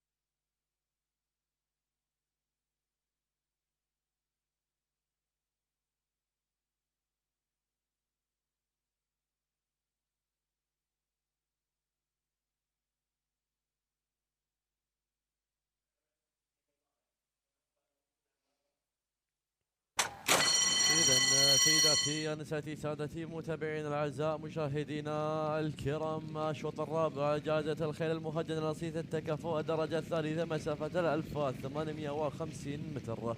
باتشلر هوت كومبلونير وعماد هولف ميرورز مور ذان دريم توب سيتر في أندر ذا رادر فول كومبات شادرلي وراسخ وجرايسكيب هذا النيوز ستيفز وندر وارد اوردر ودباوي 100 وجولدن فيلد. إلى المركز الأول وحسين أبو كنان مع الجودة رقم 3 عماد لجاسم الغزالي. الآن جيبي جامبير في صدارة والمركز الأول. هذا الجودة كالعادة في المركز الأول طبعا. إذا هذه المراكز العود مع الجودة رقم 6 الجود توب سيتر بالشيخ فيصل بن حمد بن جاسم الثاني ادواردو بدروزا وابراهيم المالكي في ثاني المراكز. ثالث المراكز مع الشحانية والجواد وار اوردر لستيفانو بيدو والبرتو سانا في ثالث المراكز. رابعا محاولة من الخارج تقدم للجواد رقم 12 الجواد هيدلاين نيوز لعلي راشد الأرضي المري من الخارج. ومحاولة الجواد رقم 11 أيضا الجواد جرايس كيف لإبراهيم المالكي وتوماس لوكاس هو الخيال. ومحاولة أيضا مع الجواد رقم 13 الجواد ستيفن وندر خليفة بالشعيل الكواري الآن في تقريبا سادس المراكز. إذا عودة لعماد والمركز الأول حسين علي بوكنان هذا الجواد الفائز في المرة الماضية. عماد لجاسم الغزالي يواجه بجامبر المحاولة مع الجواد توب سيتر في الآن الشيخ فيصل بن حمد بن جاسم ادواردو بيدروزا في ثاني المراكز. إذا الخط المستقيم باتجاه خط النهاية الجواد توب سيتر في الآن الشيخ فيصل بن حمد بن جاسم الثاني ادواردو بيدروزا من الخارج. محاولة الجواد عماد حسين بوكنان الآن حسين بوكنان عماد وجاسم الغزالي من الداخل. محاولة الجواد توب سيتر في الشيخ فيصل بن حمد بن جاسم الثاني ادواردو بيدروزا الآن ادواردو بيدروزا محاولة هاري بنتي لكن الجواد توب سيتر الآن إلى الصدارة والمركز الأول توب سيتر في.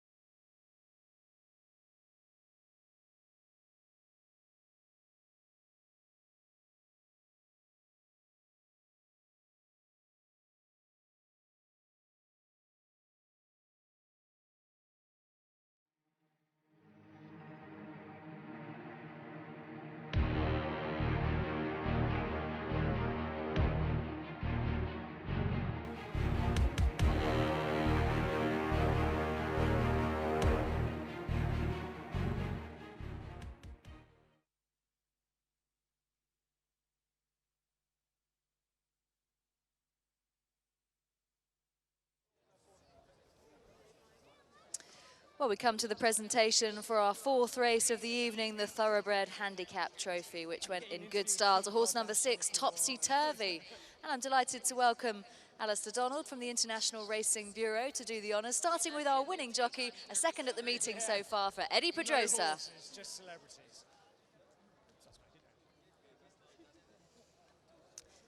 It's also a second meeting at this prestigious Emir Sword Festival, a second win for the winning trainer, Ibrahim Al-Malki.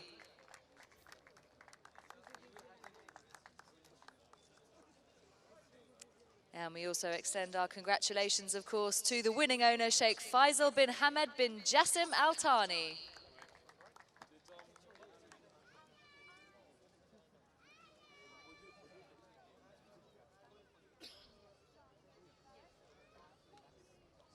So a huge congratulations once again to all of our connections of the winner of the Thoroughbred Handicap Trophy, Topsy Turvy.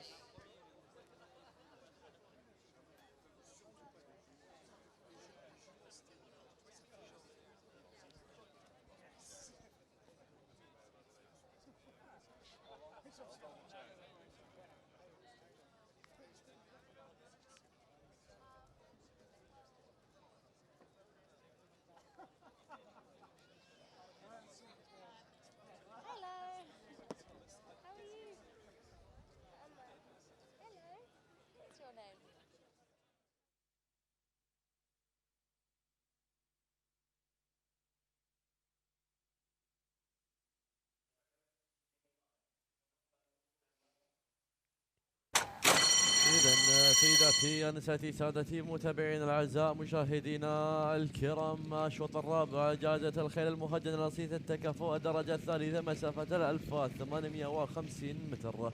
باتشلر هود كومبلونير وعماد هولف ميرورز مور ذان دريم توب سيتر في أندر ذا رادر فول كومبات شادرلي وراسخ وجرايسكيب هذا النيوز ستيفز وندر وارد اوردر ودباوي 100 وجولدن فيلد. إلى المركز الأول وحسين أبو كنان مع الجودة رقم 3 عماد لجاسم الغزالي. الآن جيبي جامبير في صدارة والمركز الأول. هذا الجودة كالعادة في المركز الأول طبعا. إذا ثاني المراكز مع الجودة رقم 6 الجود توب سيتر للشيخ فيصل بن حمد بن جاسم الثاني ادواردو بدروزا وابراهيم المالكي في ثاني المراكز. ثالث المراكز مع الشحانية والجواد وار اوردر لستيفانو بيدو والبرتو سانا في ثالث المراكز. رابعا محاولة من الخارج تقدم للجواد رقم 12 الجواد هيدلاين نيوز لعلي راشد الأرضي المري من الخارج. ومحاولة الجواد رقم 11 ايضا الجواد جرايس كيف لابراهيم المالكي وتوماس لوكاس هو الخيال. ومحاولة ايضا مع الجواد رقم 13 الجواد ستيفنز وندر خليفه بشعيل الكواري الان في تقريبا سادس المراكز. اذا عوده لعماد والمركز الاول حسين علي بوكنان هذا الجواد الفائز في المره الماضيه. عماد لجاسم الغزالي وجيبي جنبر المحاولة مع الجواد توب سيتر في الان شيخ فيصل بن حمد بن جاسم ادواردو بيدروزا في ثاني المراكز. اذا الخط المستقيم باتجاه خط النهايه الجواد توب سيتر في الان الشيخ فيصل بن حمد بن جاسم الثاني ادواردو بيدروزا من الخارج. محاولة الجواد عماد حسين بوكنان الان حسين بوكنان عماد وجاسم الغزالي من الداخل. محاولة الجواد توب سيتر في الشيخ فيصل بن حمد بن جاسم الثاني ادواردو بيدروزا الان ادواردو بيدروزا محاولة هاري بنتي لكن الجواد توب سيتر في الان الى الصدارة والمركز الاول توب سيتر في والشيخ فيصل بن حمد بن جاسم.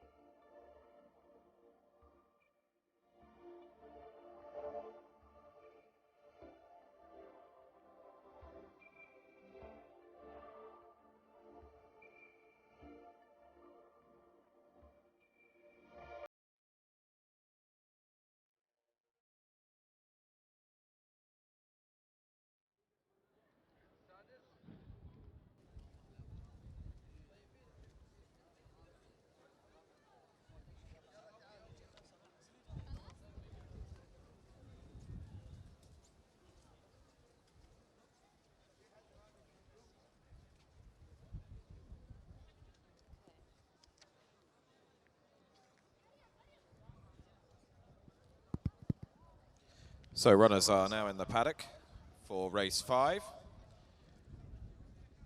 And race 5 is the Purebred Arabian Sprint Cup. I just should let you know, ladies and gentlemen, that race 6 will take place right off the back of race 5, post time 6:55. So there's only 15 minutes between the two races.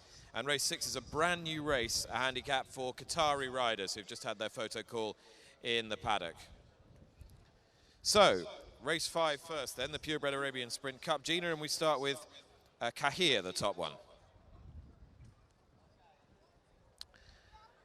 And there is Kahir for Hadi Al Ramzani and Gerald Avranches. Gerald looking for a double today, rode this horse the last twice, a good second last time, on the upgrade, and should give another good account of himself. And he's going to have to be at the top of his game to get the better of horse number 2, Al Muhit, who is lining up for Jasim Ghazali and Harry Bentley, looking for a treble on the night. And this horse has been in really good form of late, with a couple of placed efforts and a win last time out here in January. And Jasim is also responsible for number 3, Istibdad. Jean-Pierre Guillaumbert rides this one, taking over from Harry Bentley in the saddle. Harry's ridden him the last 3 times and won a race on dirt here in Doha back in December, has since acquitted himself perfectly creditably back on the turf. And another player this evening. Horse number 4 is Masnoon, who runs in the colours of the Injaz stud, in the same colours as horse number 3. Mubarak Al-Khayarin is the trainer for Pier Antonio Convertino. He will be the man on board.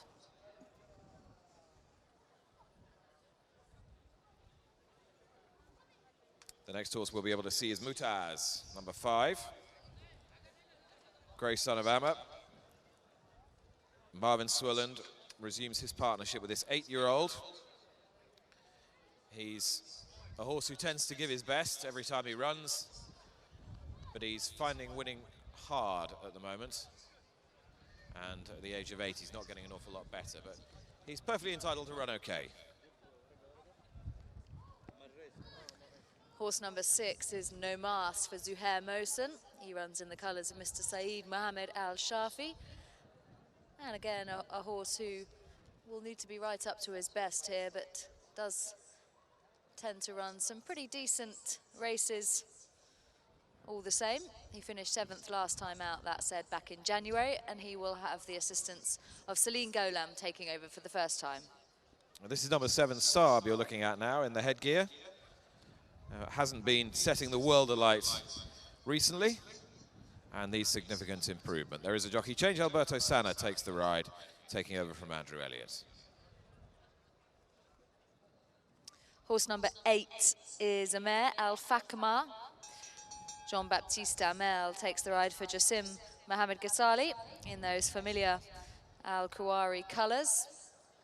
And those connections could see this horse figure, that's for sure. She's at the right address, and she continues to improve with her recent form. Jean-Baptiste Amel will ride Al-Fakma. Number 9 is Almaz Yuna. Marco Monteriso riding for Hassan Al-Matwi. Been running on dirt recently and looks out of her class in this company.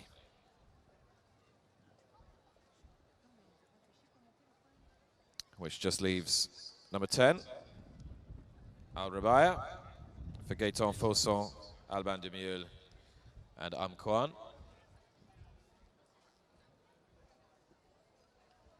Gray.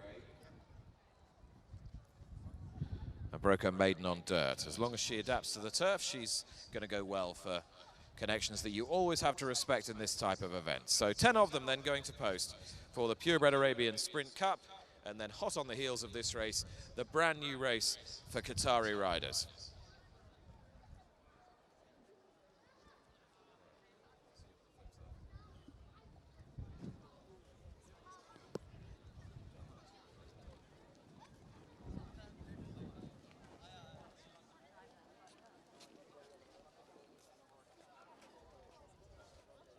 Runners now coming out onto the course for the Purebred Arabian Sprint Cup.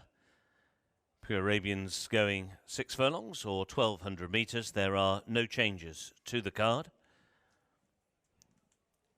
The first 2 home in this race last year Clashing again, Maznoon and AJS Kahir.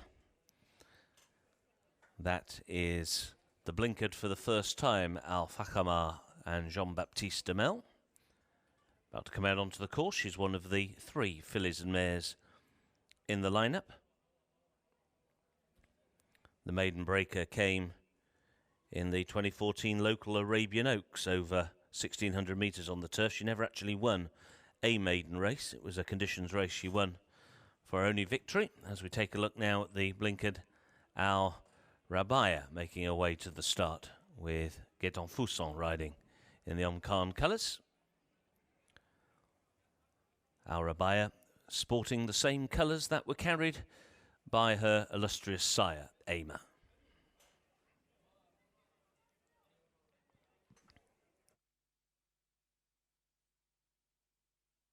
There is number 1, last year's runner-up, AJS Kahir, with double seeking Jarre d'Avranches, 5 times career winner. 3 wins on dirt and 2 on turf, both the turf wins coming over a longer distance at 1,400 metres. Was second in the local Arabian conditions race over course and distance last time out. That's number 1, AJS Kahir.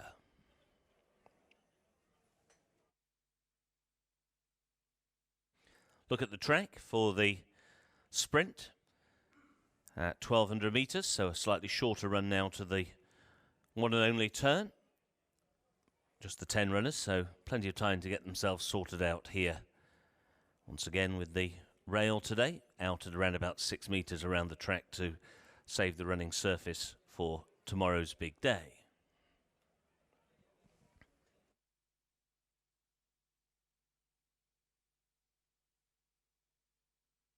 That is number 5, Mutaz and Marvin Surland. 4 wins from 20 career starts. 2 of those 4 wins have come over course and distance. Was 4th in this race 12 months ago and ran 3rd behind Al Muhit in the Grade 3 Majd Al Arab Sprint Championship in January, and that was over 1,100 metres.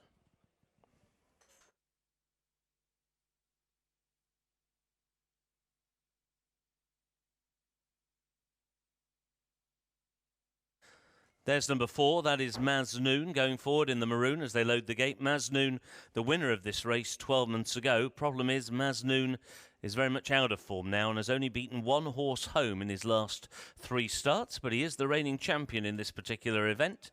He'll break from stall 3, which is a good draw, and he's got Pier Antonio Convertino in the saddle.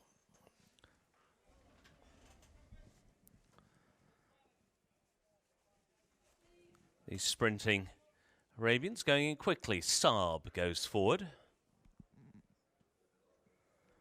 Already down to the last one to load. Last one moving in is Mutaz. They're in the gate. And they're off. Bursting through Mutaz to take the early lead. He was last in the stalls and he was first to break the line. Out very wide is Al Mazyouna as they go through the very early stages. Crossing to the rail, Mutaz has taken the early lead with Al Fakhamar now racing in second. Al Mazyouna is still very wide out on the track, and Numas is being driven along right on the heels of the leaders. Then Istibdad, who's towards the inside rail. Saab is already coming under a ride. AJS Kahir travels well, but he's worse than halfway down the field in the early stages. Last year's winner Maznoon has only got a couple behind. Al Muhit is last but one, and Al Rabia is last of the 10 Arabian sprinters as the field turn for home. Mutaz is out in front, racing now in second. It's Istibdad driven along. Sabu's towards the inside rail, and now they're inside the final 350. Mutaz and Marvin Surland still have the lead. In second is Istibdad and JP Guillaumbert. Down the outside, AJS Kahir begins to roll, and so too Al Muhit. But first run went to Mutaz, going to try and make every single metre. Flashing home is Al Muhit. Al Muhit gets to within half a length, comes alongside and breaks the heart of Mutaz. And it was Al Muhit who was up in time. Who was aboard? Guess who?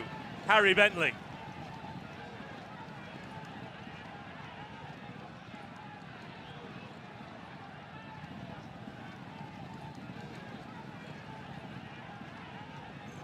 First, number 2, Al Muhit. Second, number 5, Mutaz. And we'll confirm the other placings in a few moments' time. An official winner of race 5, Purebred Arabian Sprint Cup. It's a win for number 2, Al Muhit. Here's the closing stages once again. Mutaz given a very positive ride by Marvin Surland. But I'm afraid to say, Marvin and Al Mutaz's heart is going to be broken in the final 25 metres. Perfectly timed run by Al Muhit, Harry Bentley, to record a 3rd win here on the Doha turf, and it's a 6th win of this festival already for trainer and jockey combination Ghazali and Bentley. Unofficial run time 1:18.23 seconds, 1 minute 18 and 1/5.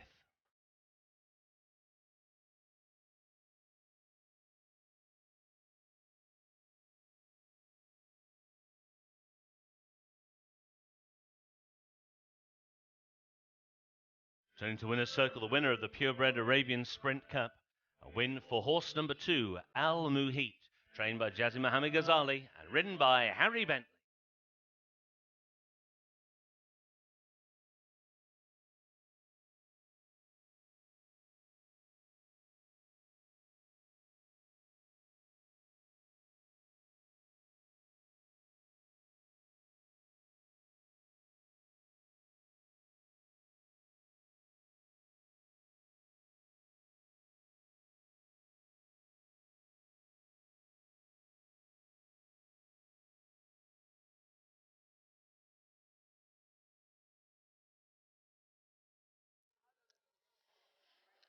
Well, Al Muhit becomes the 3rd winner of the night for this trainer and jockey combination, who continue in sparkling form throughout this Emir Sword Festival. Jassim Ghazali and Harry Bentley.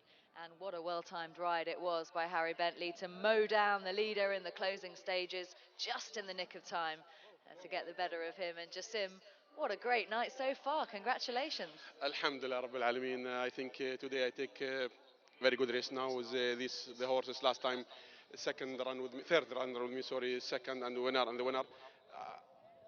Last month I think I lose the race because Harry very close, last horses in the sprinter, you know, when you stay last one, I think he finish everything. And the horses front, leader horses, very tough horses, and they go very fast race.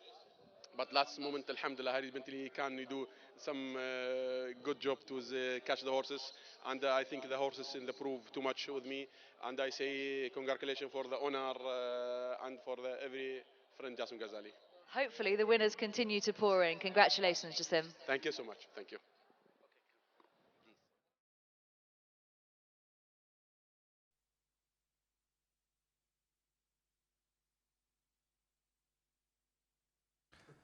Next race on the card coming up very, very quickly will be race number 6. This is the Thoroughbred handicap, but more importantly, it is the Qatari Riders race. It's run over 1,400 metres, and these young riders very shortly will be making their way to their mounts for this very special race here at the His Highness the Emir Sword Festival.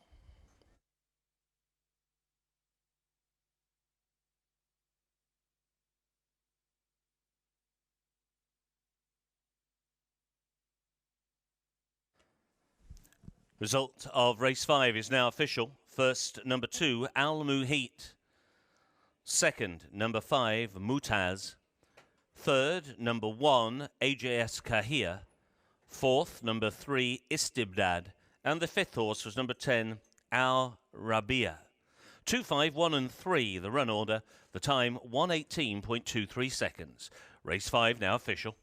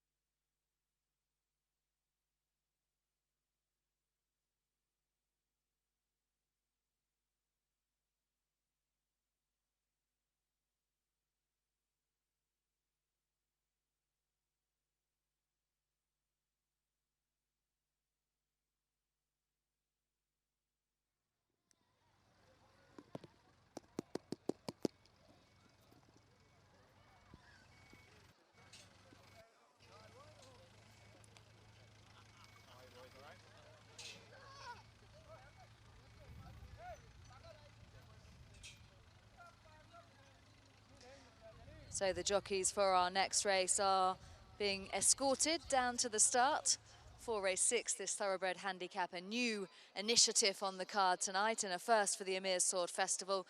It's exclusively for Qatari riders, and they're heading down to the start for the 1400 meters, and their horses will be joining them very shortly. So the up-and-coming Qatari talent, names of the future, will hopefully fly the flag on the international stage at some stage in their careers. And the first jockey we can see in shot there was Ali Al-Musalem. Saleh Hamed Al-Mari rides horse number 2, Incredible. Number 3 is Digital Rebellion, who'll be ridden by Mohammed Al-Musalem. Number 4 is Mohammed Abdullah Juma, who's on board Jubilante. Number 5, Second Life, ridden by Abdullah Al-Mari. 6, Silent Thunder, Khalid Al-Kuwari. Mateb Al-Mari takes the mount on number 7, Strategic Way. Comedy Night is the mount of Maryam Al-Subay. Number 9, Technicolor for Khadija Abdul Wahed. Number 10, Town Crier for Rashid Al-Mari, who's successful here in December. New from Far, Saeed Hamad Abjuna. Stars and Angels, number 12, ridden by Abdullah Al-Agdam. And Abdullah Mubarak Al-Madid will ride number 13, Tijan, to make up the field of 13 riders who will go to post very shortly. Mr. Ahmed Al-Suwaidi. Ahmed Al-Suwaidi, Albida Group.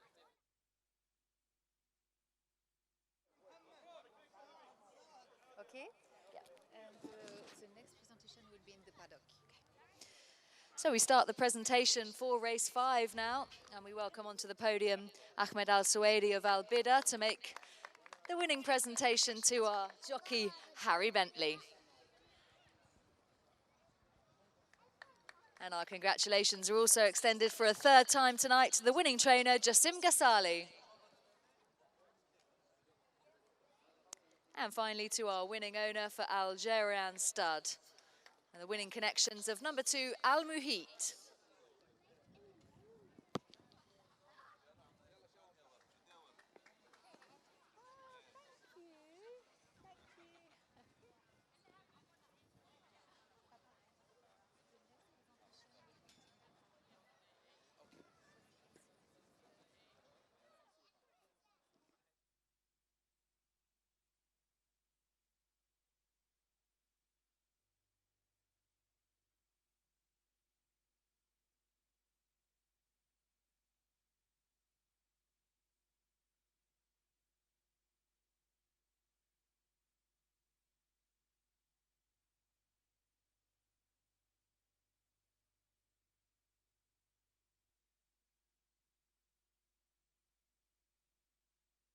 انطلق شوط السرعة لمسافة 1200 متر للجهاد العربية الأصيلة. صدارة جميلة وقوية لمعتز جابر سلطان أحمد جابر الجابر ومارفن سورلاند.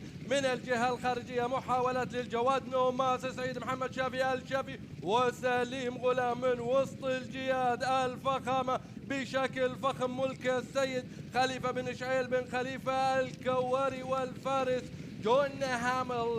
لا تزال الصدارة مع الجواد معتز. محاولات للجواد استبداد من الجهة الداخلية والفارس جيبي قمر مرت السادة مربط إنجاز. محاولات للجواد صعب في الترتيب الرابع ملك سيد محمد خالد الخليفة وسانا البرتو. ومن الجهة الخارجية محاولات لنوماس الشافي. ومن الجهة الوسطى استبداد 400 لخط نهاية استبداد في محاولات. ومن الجهة الداخلية مسنون ولكن معتز بشكل معتز.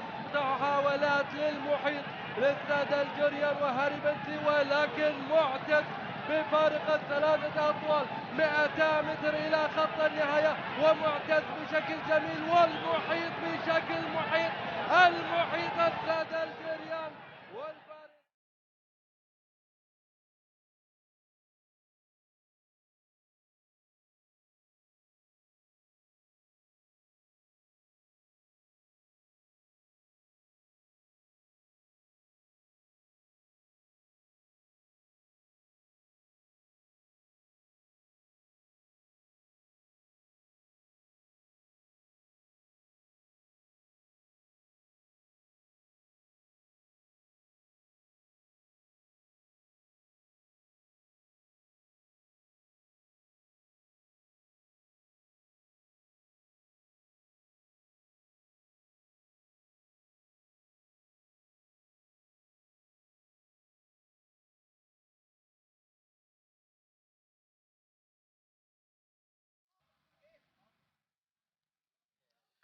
I'm down here at the start ahead of race 6, which is the Thoroughbred handicap for Qatari riders. It's a brand new initiative here at the Emir's Sword Festival. 4 locally based jockeys, many of whom would never have had the experience of riding in a race as significant as this, particularly on a platform as grand as this. And because this race has been moved into the programme quite late, it's just a 15-minute gap from the previous race to this, and then the same from this to the next race, which means, in a rather novel twist, the jockeys have all come down here first, as you can see, and the horses, if we swing round, just behind me, are being brought down for them, so they'll get the leg up behind the stalls, go into the stalls, and then there's a long, long run down the back here at this 1,400-metre start, all the way to the bend, so they've got plenty of time to sort themselves out, which is good for the relatively inexperienced riders. Now, there are 4 members of the same family riding in this race, and joining me here is Abdullah Almari, who rides Second Life. And Abdullah, there's 4 cousins all riding against each other.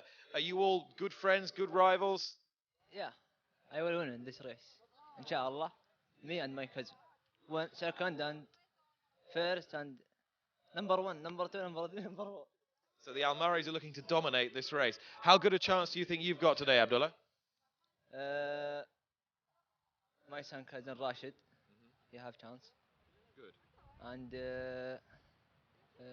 me, not very chance, maybe.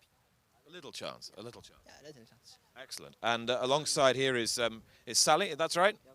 Sally Almari as well. So you two are cousins. Sally, just tell me about your riding experience and your ride here, Incredible. Yeah, I have a horse named Incredible, and inshallah I have a chance. Inshallah I have chance. And your cousin thinks he's a good horse, so you might be the one to beat. Yeah, he have chance. But he's not one. You will see, inshallah. You can see the friendly rivalry. This is a big meeting. Are you nervous or excited?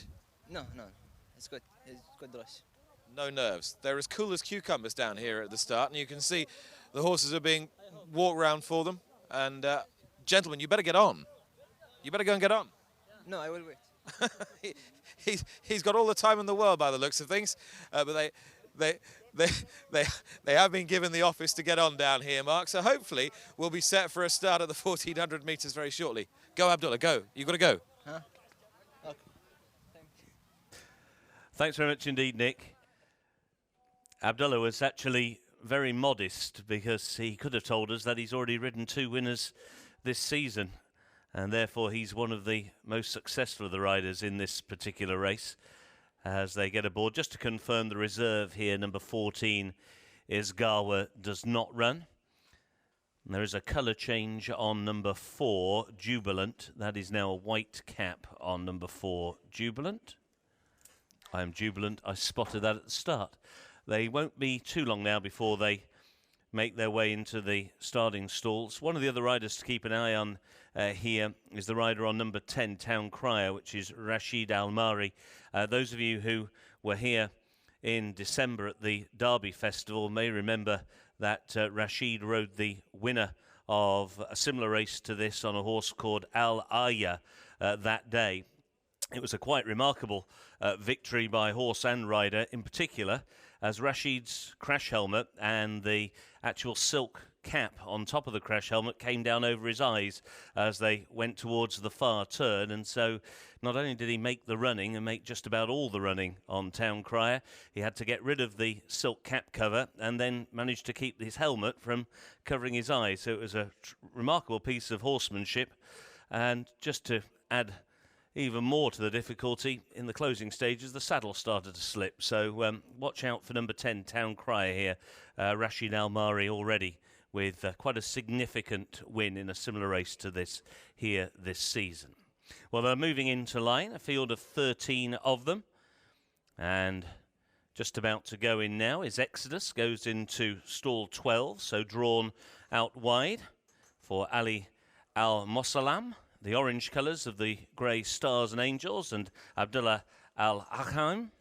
Now the black and white colours of Incredible. Heard from rider Saleh Hamad Almari. Got a good draw. Stall 1 right on the inside. And the last couple moving forward. Jubilant will just about be the last. That's it. In the gate. Rearing in stall 4, Town Crier. Once again, Rashid Almari, who overcame all those tribulations when he won here at the Derby Festival, and now he's got more tribulations as Town Crier has reared right up and he's got his front legs actually over the side of the starting gate. Storr's team just trying to get the horse down. At the moment he is right in the stalls, still up on his hind legs. They're going to try and back him out. They've got him down. So Town Crier is now down on all four, and he stood quietly. Luckily, he didn't panic. And his rider is about to get back aboard. That's it. Set.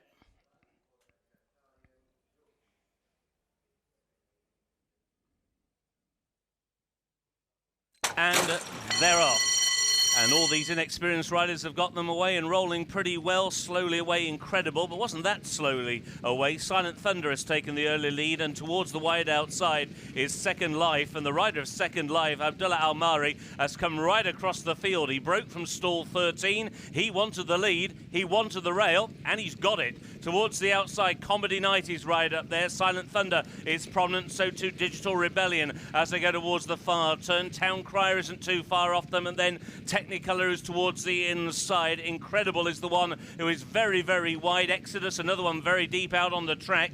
Second Life, alertly away, grabbed the rail and has the lead, and now railing very smartly, out in front by a length and a half. Giving chase now is Town Crier. Around the outside, Technicolor in the yellow colours, as now they make the turn on towards the final 500 metres. So it is Second Life, taken on now by Town Crier. Then Technicolor making the turn in third. Stars and Angels is trying to pick up. Around the outside, Silent Thunder. Very deep is Digital Rebellion, who's got the yellow headgear. And the leader is now looking right out towards the near side. And Second Life has tried to throw this away. And it's Town Crier, straight and true for Rashid Al-Mari. Straightened up towards the near side is Second Life. They've still got 100 metres to go. Second Life, limp it like the near side rail, and he's got it back. Second Life and Abdullah Al-Mari are the winners over Town Crier, and then staying on was New Form Fire, and on that one's inside, Stars and Angels.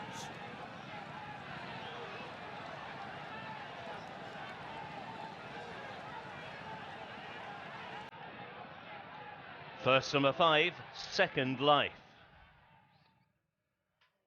Second number 10, Town Crier. And we will confirm the result of the photo for third in a few moments' time. Unofficial winner of the Thoroughbred handicap for Qatari riders. First number 5, Second Life, ridden by Abdullah Al-Mari. Second, number 10, Town Crier.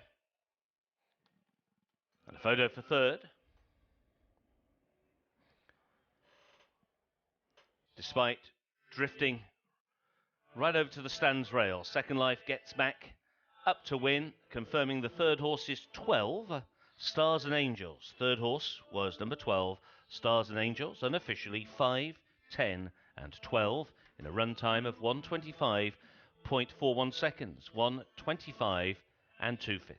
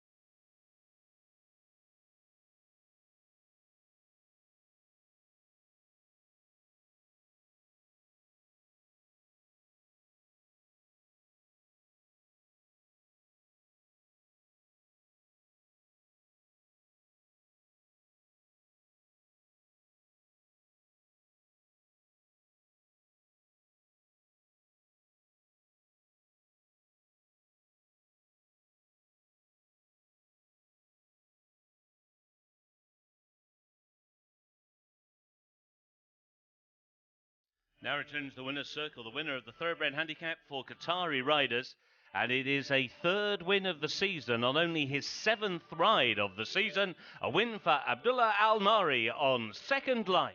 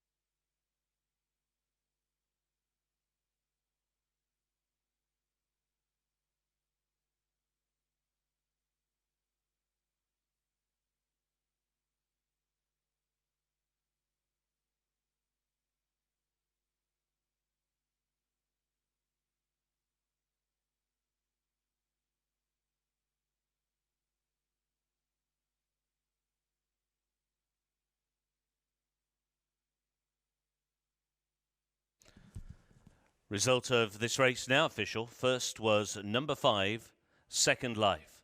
Second, number 10, Town Crier. Third, number 12, Stars and Angels. Fourth, number 11, New Form Fire. And the fifth horse was 9, Technicolor. 5, 10, 12 and 11. The run time 125.41. Race 6 now official.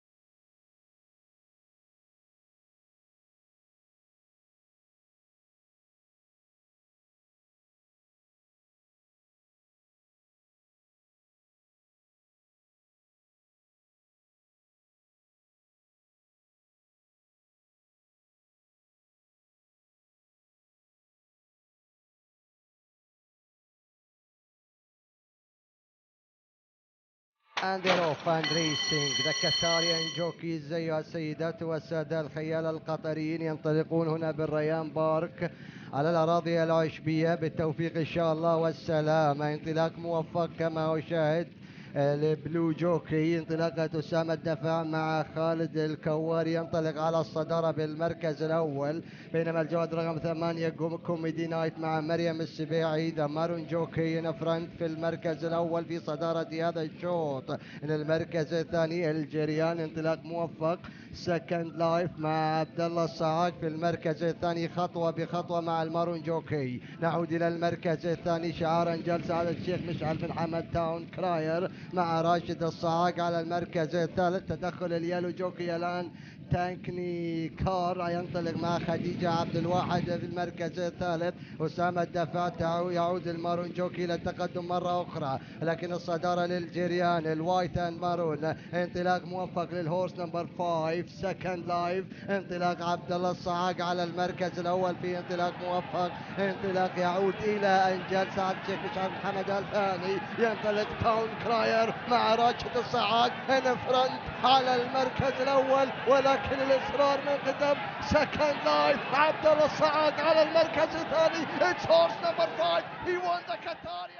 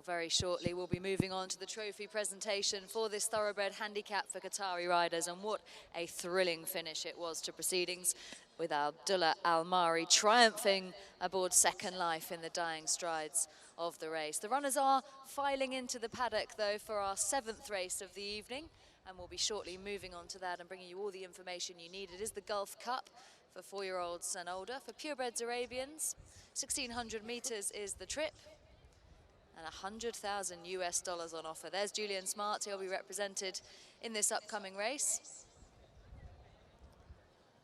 amongst other of the leading trainers of purebred Arabians here in Qatar. Yeah, the first horse we're going to see here is number 2, Barrelaman.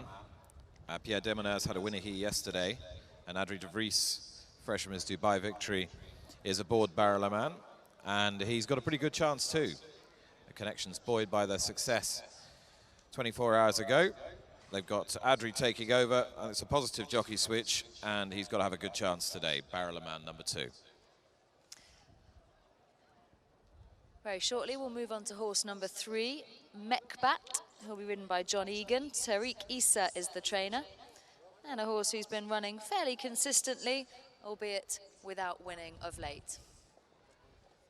We are running just a few minutes late, owing to getting 3 races off fairly adjacent to one another. So we will be racing about 10 minutes past post time here. There's number 4, Molheb Al Naif for Youssef Bentahir, and Gerald Avranches looking for a double on the card. He's ridden this horse the last couple of times, including a victory at the prestigious Derby Festival, which was run at the end of December. That's number 4, Molheb Al Naif. Number 5 is Rassan for Jassim Ghazali, looking for another winner on the card. Ran on dirt last time under the guidance of Harry Bentley, who is this horse's regular jockey, but it's Pier Antonio Convertino who takes over tonight. The next horse we'll see in the paddock is number 6. Indeed, there he is. Oman-based Sowar. Oman important representatives in tomorrow's big races. And Al-Motasem Al-Balushi takes over from Shakir Al-Balushi in the plate for owner Mahmoud Bild Abdul Rahman bin Yusuf Al-Raisi. Horse number 7 also hails from Oman for Khalifa Hamad Al Saway. Salim Gholam takes the mount on this one. Placed effort last time out and could well run a decent race here. Regular rider of Mahubad Al-Zaidi, Eddie Pedrosa, in the plate again. He's looking to complete a double on the card, and a 3rd winner in 2 days for Ibrahim Al-Malki in the silks of Sheikh Faisal. And this bay mare was a winner on dirt last time. The big question today is whether she can translate that form to the turf. If she can, she's got a good chance. There's number 9, Mujar, another of the mares in the field for Alban de Mieux. Jean-Baptiste Amel takes them out, and a horse who finished a decent 3rd over this same course and distance last time out, so definitely one to figure in proceedings. Number 10 is Najdar in the Sheikh Mohammed bin Khalifa Al Thani colours for Julian Smart and Marco Monteriso. Hasn't been running especially well of late, but back to 1,600 metres today, and the last time she tried that trip she ran pretty respectably, so she could run better than she has been of late. Horse number 11 is Opera AZ for Mohammed Ibrahim, again an Omani representative, and Asal Sayabi takes them out. You'd think this mare would go well. Taraf, number 12, also for Julian Smart in the Sheikh Mohammed bin Khalifa colours. 2nd in the Sheikh Abdullah bin Khalifa last time, and 2nd in the plate the time before that. Pretty useful at this level, and she should be at least placed again, Taraf. And Alban de Mieux is well represented this evening in this race, because he's also responsible for horse number 13, Farouk, who will have the assistance of Gaetan Forsan, and arrives fresh off a decent back win 107 days ago. So fitness would be the only concern, but certainly been in good form when we last saw him. So this is our penultimate race on the card, ladies and gentlemen, race 7 of 8. And do stay with us as we take you through to our feature race this evening, which is due off at 7:45, but may go off a little bit later. That's race 8, the Irish Thoroughbred Marketing Cup, which is a local Group 2. Really looking forward to that. But between then and now, we've got this Gulf Cup, which is our big race today for purebred Arabians. And as I say, we're probably just running 10-15 minutes past official post times from now on in, but we'll do our very best to catch up the time. Mark. Thanks very much indeed, Nick. Just one notice here for race number 7. We have an overweight for number 13, Farouk. That's half a kilo over for number 13, Farouk.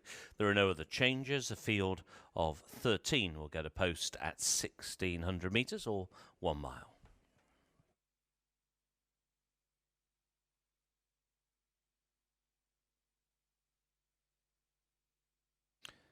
Jard Avranches looking for a second win on the evening. He's aboard Molheb Al Naif in the all-gold colours. Molheb Al Naif. Great strike rate, 4 wins from 6 starts. All his wins have come here, including twice over course and distance.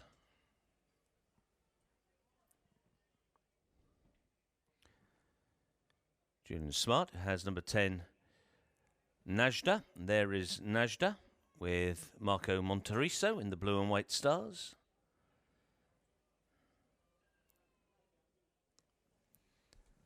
And the runners now making their way out onto the course to make the way to the chute once again, to the 1,600 metre start for the 100,000 US Gulf Cup.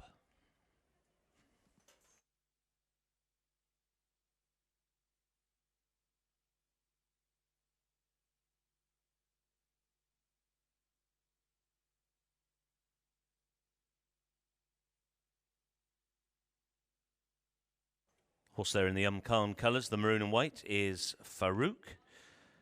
Farouk, the only 4-year-old in this lineup. Those of you who don't necessarily follow Arabian racing too closely, Arabians run 1 year behind thoroughbreds in the timeline. So basically juveniles for Arabians are 3-year-olds and the classic generation are 4-year-olds. So Farouk, effectively to put a thoroughbred spin on his chance here and his task, he's effectively the same as an early 3-year-old thoroughbred taking on his elders at this stage of the season. Well, he's an early 4-year-old taking on his elders in the Arabian context. There's the track. We've seen it a couple of times already today. The 1 mile chute, 1,600 metres, that run to that critical first dogleg turn, which takes him into the back straight. Always important to get a good position there. And then that long run down the back straight. Just to note, there is a slight colour change in this race. Horse number 5 there in shot at the moment. That is Rassan, the 9 times career winner. It's now an all gold cap for number 5. Rassan, the mount of Pier Antonio Convertino.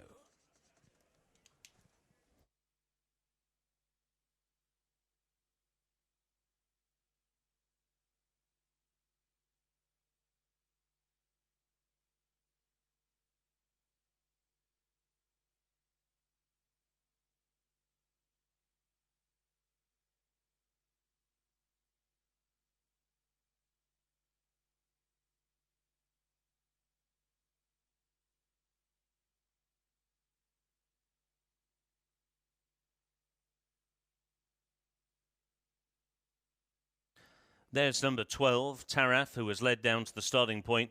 What a tremendous servant she has been over the years. She's now won 8 of her 24 career starts. She's also been placed either second or third in 12 other races. So effectively, in 2/3 of her races during her career, over 2/3, she has hit the first 3. She was third in this race last year. She was also 5th in the 2015 running of the Grade 1 Emir's Swords. She's a horse who's got abundant back class, and she is by the brilliant American sprinter Burning Sand, although his progeny tend to get a lot further than he did when he used to run in the United States. Taraf bidding for her 9th career success today. She's trained by Julian Smart.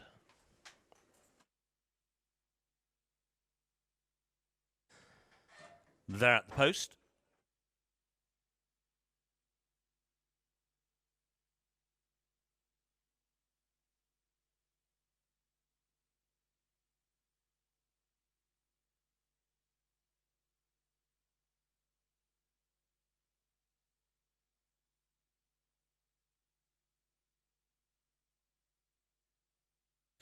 That is horse number 1, that is Al Murabitoon for Harry Bentley and Mohammed Jazin Ghazali.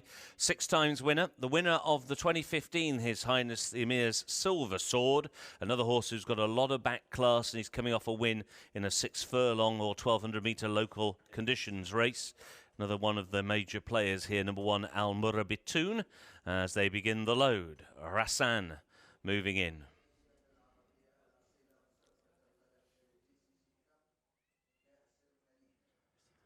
Farouk, the 4-year-old, goes in.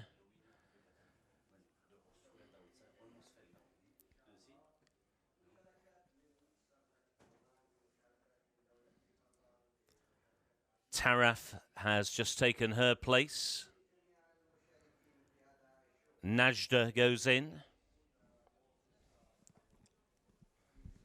The gold colours of Molheb Al Naif goes into stall number 2. There's the 4-year-old Farouk with Gaetan Foussan in those maroon and white spotted colours for Khan and Alban de Merle.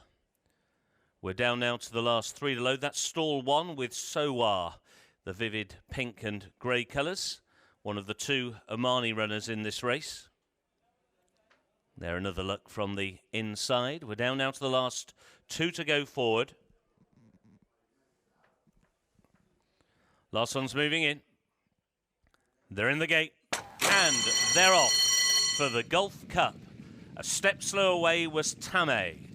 Towards the inside, there's early speed from Farouk, also right up there in the early going, right against the rail. Molheb Al Naif, as they leave the chute behind them. Molheb Al Naif has taken the lead. Farouk now is racing in second position as they go now towards the back. On the inside, Mekhabat is racing in third with Al Murabitoon, and then Mohubat Al Zaidi. Out very wide is Opera AZ, who's towards the wide outside, together with Tameh, who blew the start. The back marker is Barrel a Man, and also towards the rear of the field is Taraf as they head down the back stretch. It's Gerald Avranches and Molheb Al Naif out clear sailing by 2 lengths to Farouk, who's racing in second, and Mekhabat is in third. Muhabat Al Zaidi is racing now in 4th position. On the inside is Razan. Around the outside, Opera AZ, who's had a very tough trip.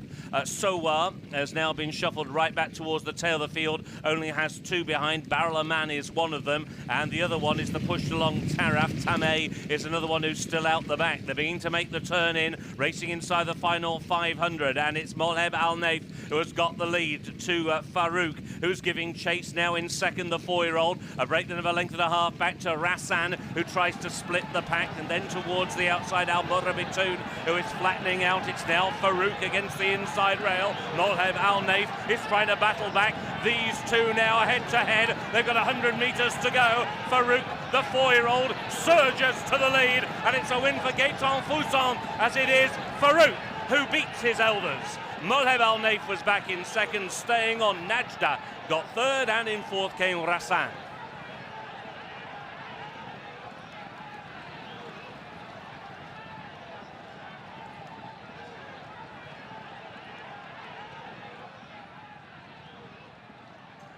First, number 13, Farouk. Second, number 4, Molheb Al Naif. We'll confirm the placings for the other positions in a few moments' time. We'll see the slow motion replay, and despite half a kilo overweight by Gaetan Foussan, it is the 4-year-old Farouk. Big effort this by a young horse taking on his elders only in February. And he has beaten Molheb Al Naif in second. It will be number 10, Najda, who gets up for third, and Rassan in fourth.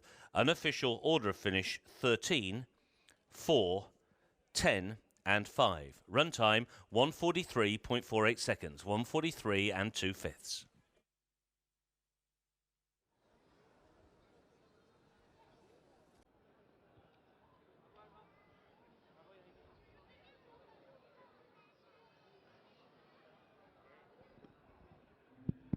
So you saw him celebrating on the big screen in the company of his family. Alban de Merle is here to walk Farouk back into the winner's enclosure. We can walk and talk. Alban, well done. That was a comprehensive performance in the end from a relatively inexperienced horse. Yes, he's a young horse, but he has some quality, and of course the weight also. He has less weight today, 54, And but he's a nice horse. I think next season he will be better. But the mile is a very good distance for him. Just tell us what the future might hold for him. What sort of races will he be running in next year? But I think he will go on like a GCC race, the main local race, because he's a local bred born in Qatar. But one of the better ones? Yes. Well done. Thank you. Alban Demir, who trained Farouk to win the 7th of our 8 races in the silks of Kwan Farms. Gaetan Fosson doing the steering. And one more race to bring you, ladies and gentlemen, and that is the 2017 edition of the Irish Thoroughbred Marketing Cup.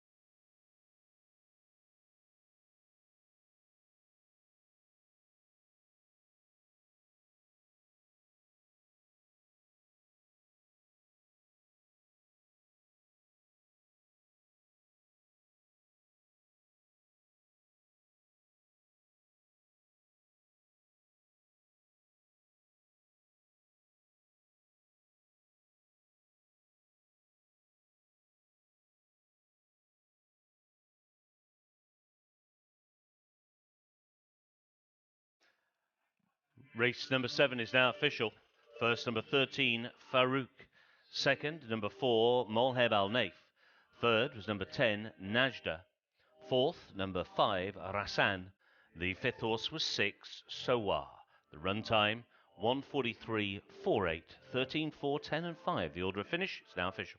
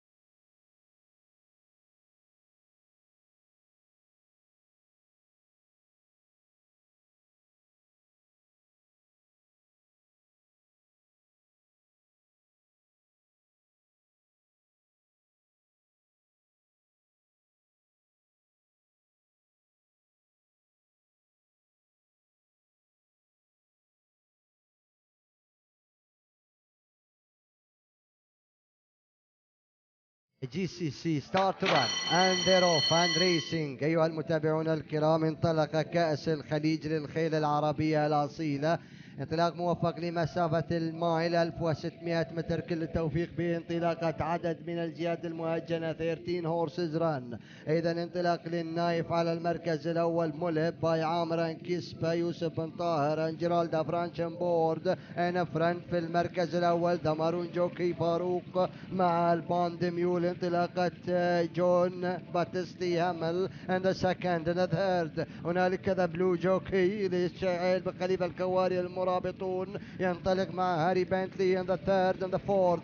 الأشقاء من سلطنة عمان الشقيقة ينطلقون مع أوبرا الزد على المركز الرابع مع أنس السيابي، ينطلق على رابع المراكز، بينما خامسا هنالك مخباط للجسرة جون إيجان على المركز الخامس. نعود نفرنت في المركز الأول، ملهب النايف، انطلاقة كسبا وعامر، جيرالدا فرانس، ذا فرنش جوكي في المركز الأول في صدارة هذا الشوط الجول جوكي. إذا نعود إلى المركز الثاني، يتواجد فاروق بانطلاقة الباندميول، وفاروق وجاي بايكن المركز الثالث. المركز الثالث ينطلق مشاهدينا الكرام جوز رقم 3، ولكن شحانية تتدخل الآن، ولكن فاروق نفرند في صدارة قوية للباندميول. فعلا أيها المتابعون الكرام، موفق مع فاروق جاي بايكن نفرند فاروق مارون جوكي for the GCC Cup. فعلا it's the Maroon Jockey الباندميول with فاروق win the GCC.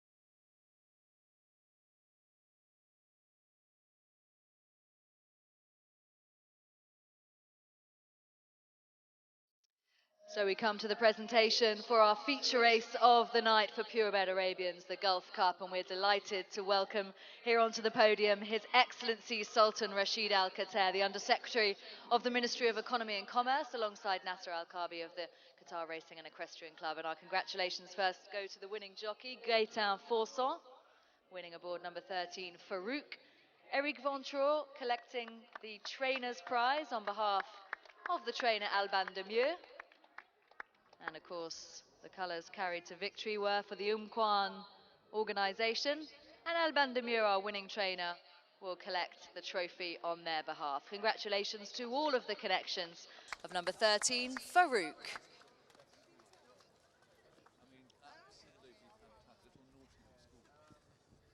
He's got a great face, hasn't he?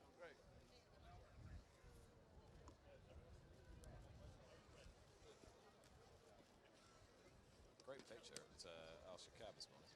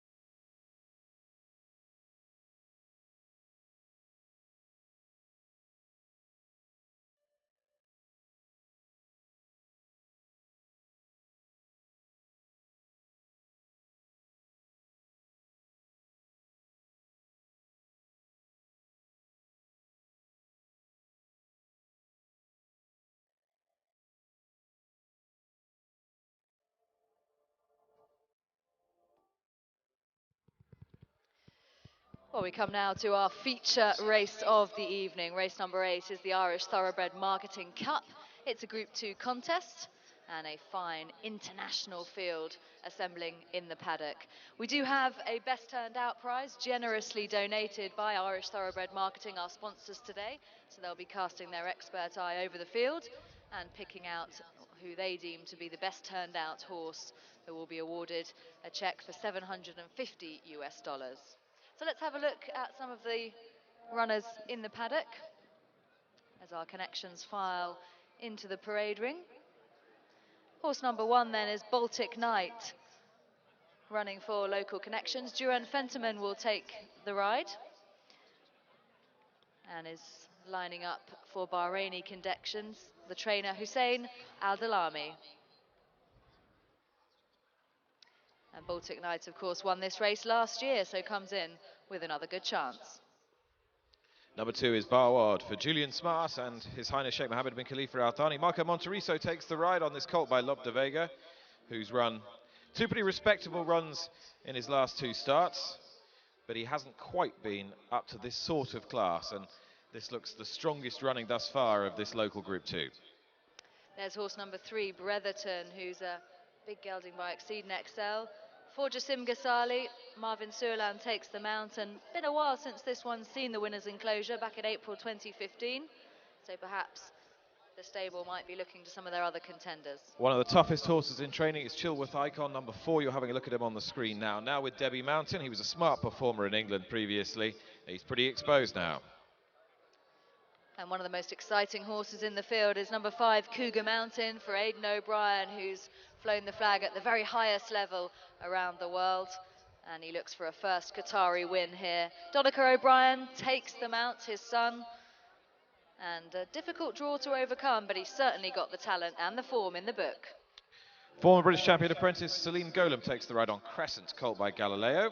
For Ahmed Kavesi and Mr. Mohammed Kazim Al Ansari. Was set some very stiff tasks around the new year. Couldn't quite cut the mustard, and he's up against it here. Number 7, Diplomat, lines up for Mario Hoffer of Germany, a regular here to Qatar. Adrida Rees takes the mount, and certainly one that would be in with a chance. Has some good form in Europe. Welcome Frankie Dettori to Doha, and he takes the ride on this horse, Extremis, and he'll be pretty pleased with the trainer here, Jassim Ghazali, looking for his 7th win of the Emir's Sword Festival thus far. So Julian Smart there, just giving his instructions to his jockey as the runners continue to parade here in the paddock. The next horse we'll be looking at is number 9, Felix Slater, again for Jassim Ghazali. This one the mount of JP Guillenbert, and has been running fairly well over slightly shorter distances of late, and does have a course and distance victory to his name back here in November. Itorio couldn't cope with the Blue Iron Company before the new year, but since the turn of the year has bounced back to a little bit of form here in a reasonable weight for age rate. He needs to build on that again if he's to figure this afternoon.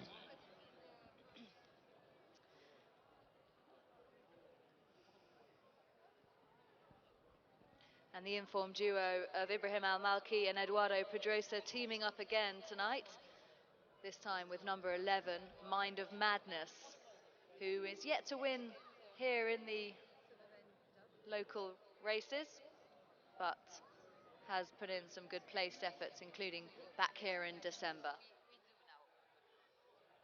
There's number 12, Mohit, one of the best looking horses you'll see.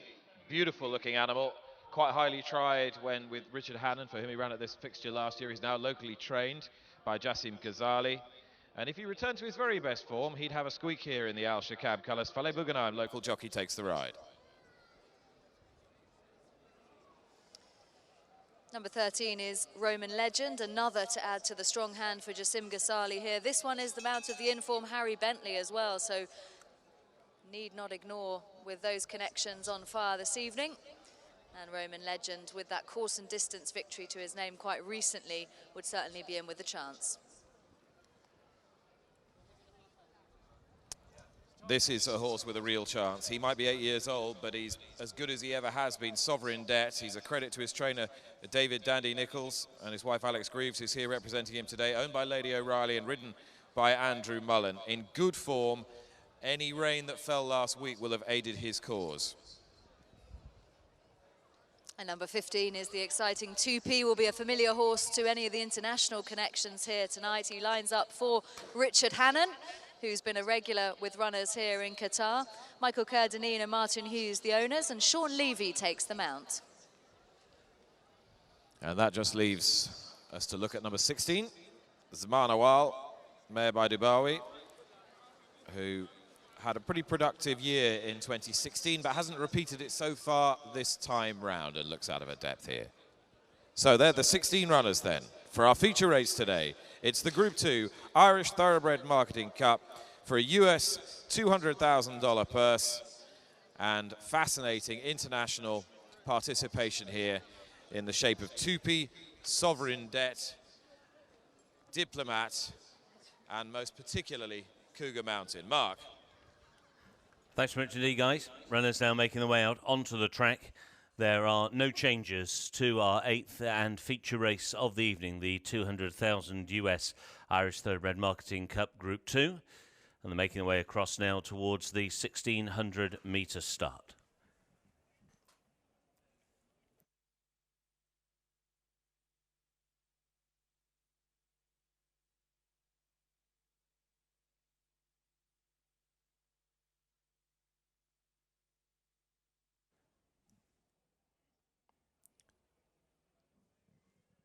The only mare in the field is Zaman Awal.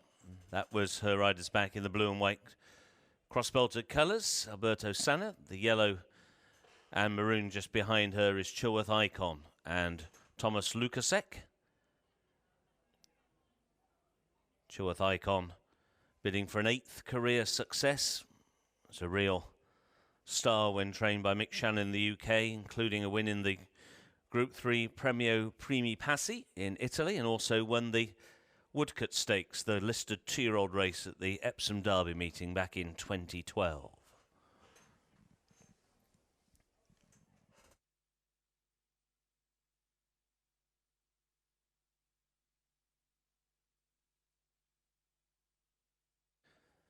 That is number 6, Crescent, 4 times winner, 11th in this race last year. 3 of his 4 wins have come here in Qatar. He won His Highness the Emir's Shalfa Trophy back in 2015 at this meeting. Ridden by Salim Golem.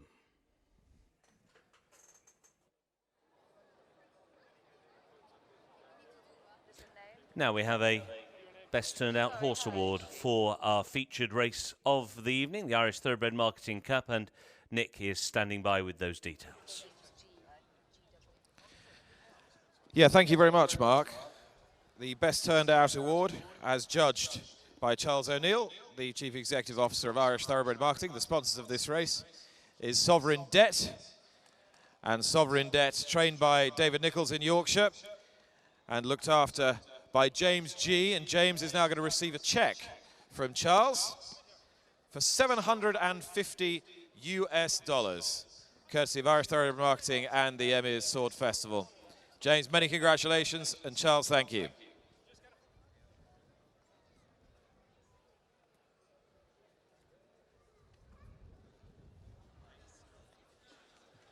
Well, talking of Sovereign Debt, Best Turned Out, Nick was mentioning earlier on what a tremendous standard bearer he's been to the Dandy Nichols yard. He's won 10 of his 48 career starts. He's also been 2nd or 3rd in another 22. His big wins, including the Group 3 Concord Stakes, Tipperary in Ireland back in 2015. He's also won no less than 4 listed races. There he is, just walking through shot, the famous black and white hooped colours of Lady O'Reilly. His last win was 3 starts ago when he won the listed Knockair Stakes at Leopardstown in Ireland over 1,400 metres.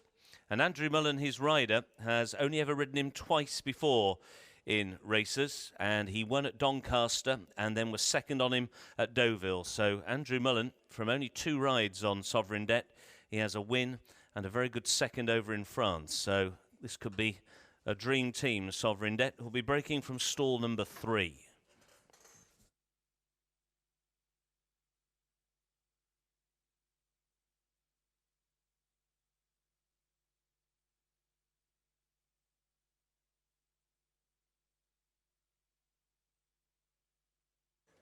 They're at the post.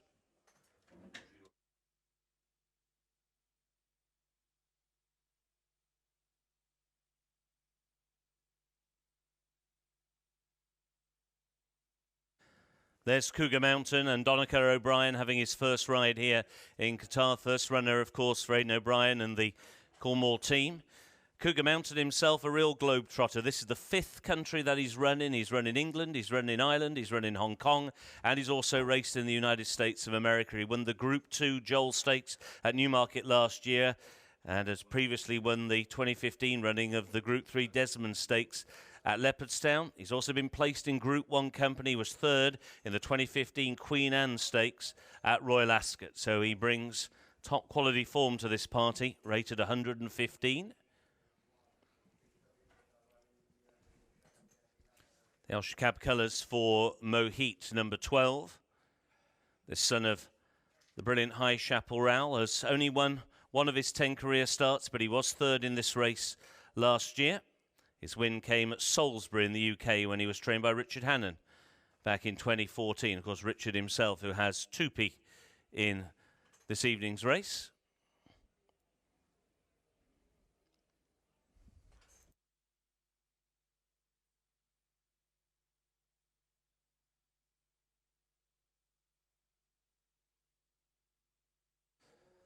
That is the mare Zaman Awal, who is a little edgy down at the starting point. Rider Alberto Sanna is off her. Not sure if he's going to get aboard in the framework of the stalls. Zaman Awal is going into stall number 7. She's won 7 of her starts so far, including 5 here in Qatar.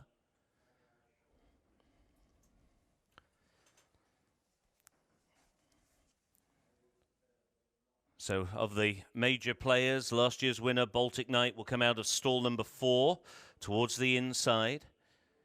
Cougar Mountain, drawn 15, 1 from the outside as Frankie Dettori, an extremist, go into stall number 2. Diplomat for Germany comes out of stall 14, bidding to give his rider Adre de Vries a second win in this race. Adre was aboard Flying Destination, who won this race back in 2012. Last year's winner, Baltic Knight, and Duran Fentiman going in. The Hope of Bahrain goes into stall number 4. The best turned out, Sovereign Debt, goes forward now with Andrew Mullen, Diplomat, and Adre de Vries to stall number 14. They're loading up quite quickly here. We're down to the last 4 to move in. Waiting on Crescent, who's due into stall number 10. Chilworth Icon goes into stall 1 with Thomas Lukasek right on the inside. Roman Legend is still out of line. Last one moving in. In the gate. And they're off in the Irish Thoroughbred Marketing Cup, and they're away to a level break. Sent to the outside is Bretherton, and he will claim the early lead with on the inside Extremis, also sent on by Frankie Dettori. Diplomat is also flashing early speed. Cougar Mountain has been dropped right out the back of the field by Donica O'Brien as they make the turn to go down the back stretch. Felix Leiter towards the outside, and on the inside is Bretherton, and those are now the first 2, followed by Extremis and Tupi is right up there. The Grey Sovereign Debt and last year's winner Baltic Knight. Then towards the outside is Mind of Madness, on the inside Roman Legend. He's then being followed out a little bit wider by Itorio. After Itorio towards the inside is Diplomat. Then on the inside is Chilworth Icon as they already go towards the final 800 metres. And on the turn, the leader is Bretherton and Marvin Suerland. They're well strung out. Diplomat has badly lost his place. He's dropped right back through the field as they race on now down towards the home straight. 600 to go in the Irish Thoroughbred Marketing Cup of 2017. And it is Bretherton Atherton, who's still out in front. Tupi is racing huge in second. Extremis made the turn in third. Roman Legend sticking towards the inside rail, but will need an out. Last year's winner, Baltic Knight, set sail for home. Sovereign Dead is coming on. Mohit has also got a chance, trying to rally his Diplomat on the inside. Chilworth Icon down the outside. It's Cougar Mountain, but it's now Roman Legend who's got the lead. Extremist on the outside, Sovereign Dead. Cougar Mountain is still lunging. Sovereign Dead, the old boy, has his head in front, and Sovereign Dead wins. Cougar Mountain in second, and back in third was Roman Legend. Diplomat flew late, followed by Extremist and then Barwon.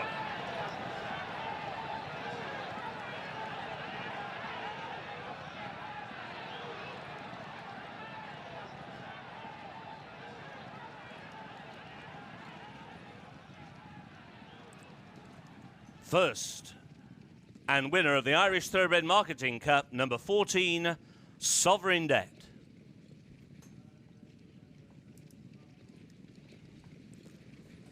The run time, 1:35.28 seconds, 1 minute, 35 and 1/5 seconds. Other placings to be confirmed.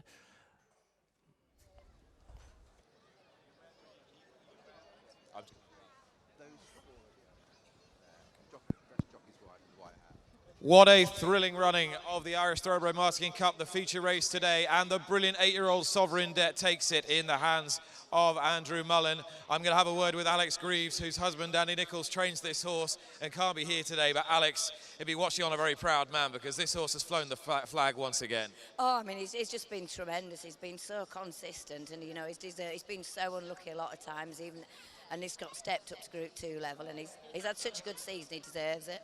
And I spoke to Andrew Mullen this morning, and he said, yeah, even though he's better on soft ground, he just seems to have got more versatile as he's got older. He has, and I suppose because I had so much rain here, it probably hasn't been as quick as what it could have been in other years. And he had a little break after he ran in France, but he's a very good traveller, so we weren't concerned about bringing him this far. And it's amazing to think a horse could still be improving at the age of 8, but he's better than he's ever been almost. Oh, I mean, yeah, he has. I mean, sometimes he's been his own worst enemy the way he runs, and he's just been unlucky coming up. Seems to come up against one all the time, so for him to actually do it and get his head in front tonight, it's brilliant. I know it's triumph all round, and you've had a fantastic win here, but up to this point, has it been a good experience out here in Doha? Have you enjoyed it? Oh, I've enjoyed it very much. I mean, we've done a Dubai a few years, but it's the first time we've sent one over here, and hopefully we'll be back. Hopefully you will be back. Many, many congratulations. Great result. Thank you.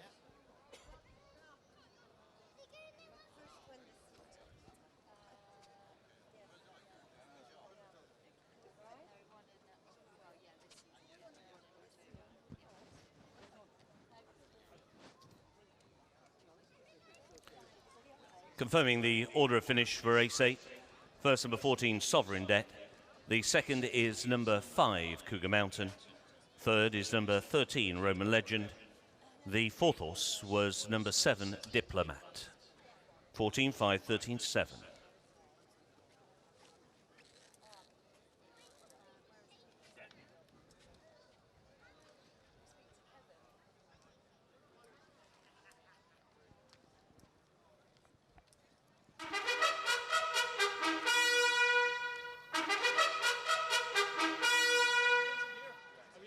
JB, I was going to... And is Nasser coming in, or have you anyone else want? Or whoever you want.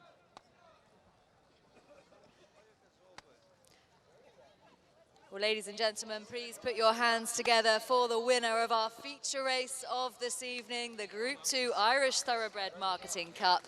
And what a performance it was from our winner, Sovereign Debt.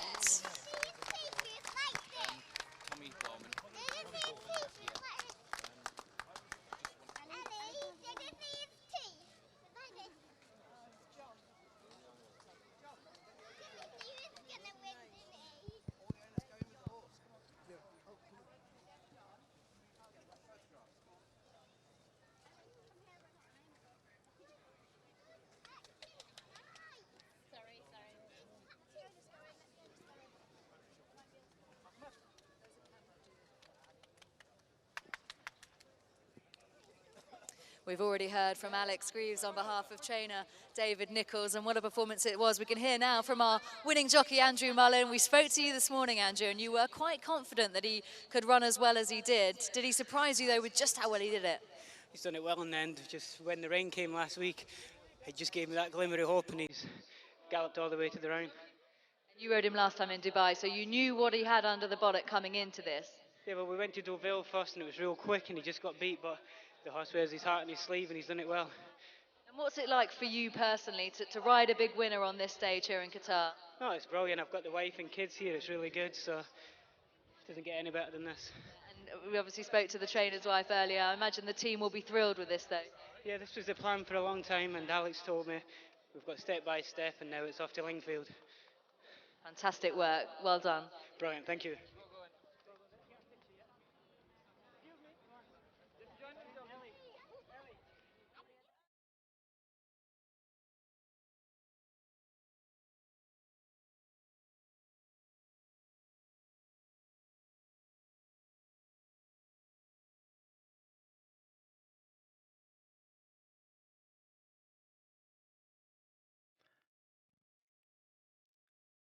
Race 8 now official, the Irish Thoroughbred Marketing Cup. The order of finish: first, number 14, Sovereign Debt.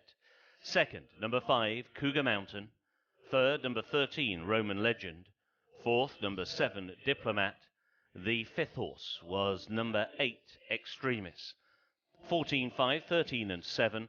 The run time, 1 minute, 35.28 seconds. Race 8 now official.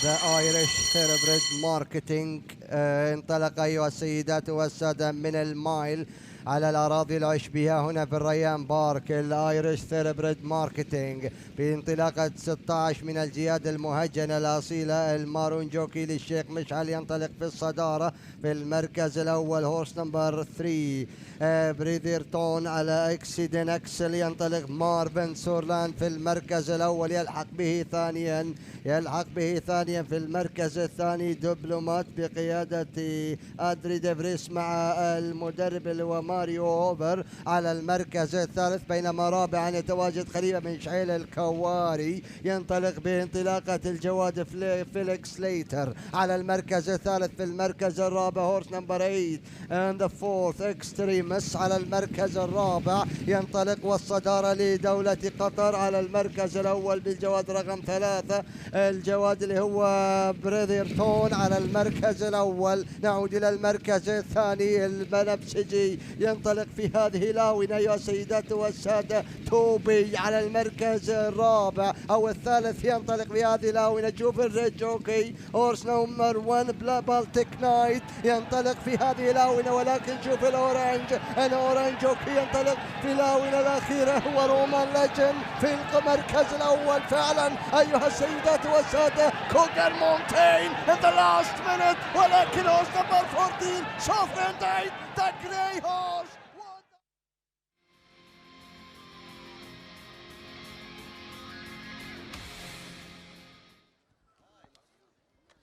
So we come now to the presentation for our final and feature race on day 2 of His Highness the Emir's Sword Festival, the presentation party. We extend a very warm welcome to His Excellency Mr. Patrick Hennessy, Irish Ambassador to the United Arab Emirates and to Qatar, to Charles O'Neill, Chief Executive of the Irish Thoroughbred Marketing, and Nasser Al-Kabi here from Qatar Racing and Equestrian Club.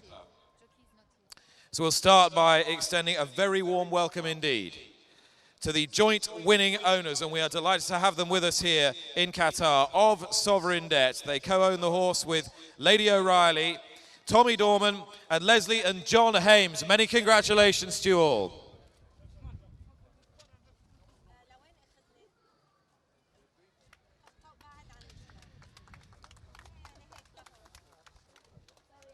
And the winning rider, a big hand for Andrew Mullen.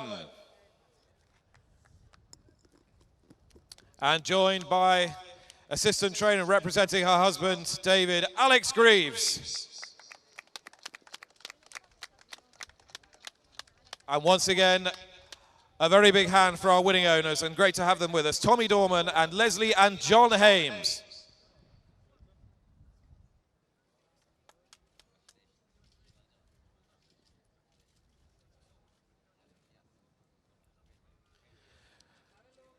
So, ladies and gentlemen, the winner of the Irish Thoroughbred Marketing Cup Group 2 2017. Please congratulate all those concerned with Sovereign Debt.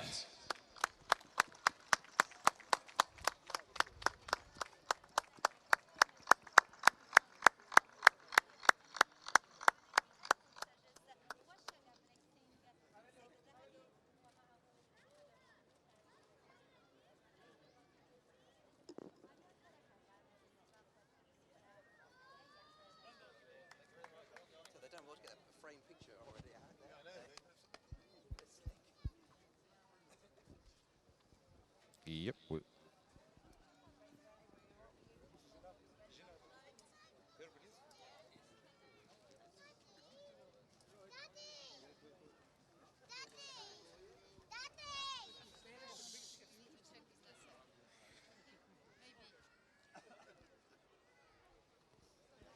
So that concludes day 2 and a thrilling day of action here at Al Rayyan.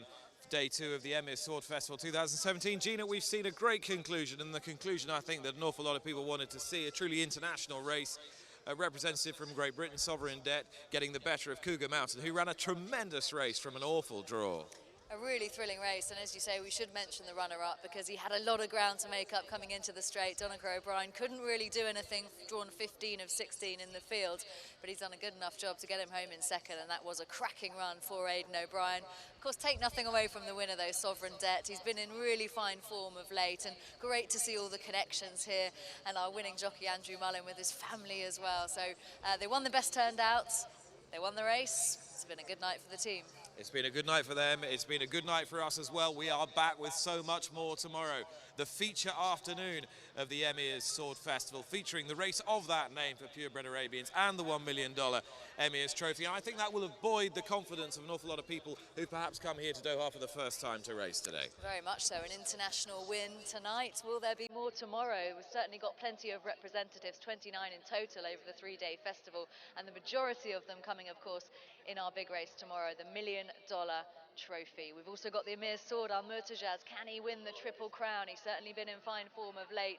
He's looking for that all-important third leg, and of course the £1 million bonus that goes with that. So lots of highlights. Hopefully we'll be welcoming as many people as possible back tomorrow. And we mustn't go without a word for the jockey of the night, Abdullah Almari, who won the race for local jockeys. A new initiative started this week. Well done to him. 4 cousins from the same family rode in the race. Abdullah has the Almari bragging rights this evening. He predicted he might come first, second and third. The win did the job for him. Gina, thanks a lot. Thank you very much for watching. We'll be back again tomorrow for the feature races of this Emir's Sword Festival. Bye-bye.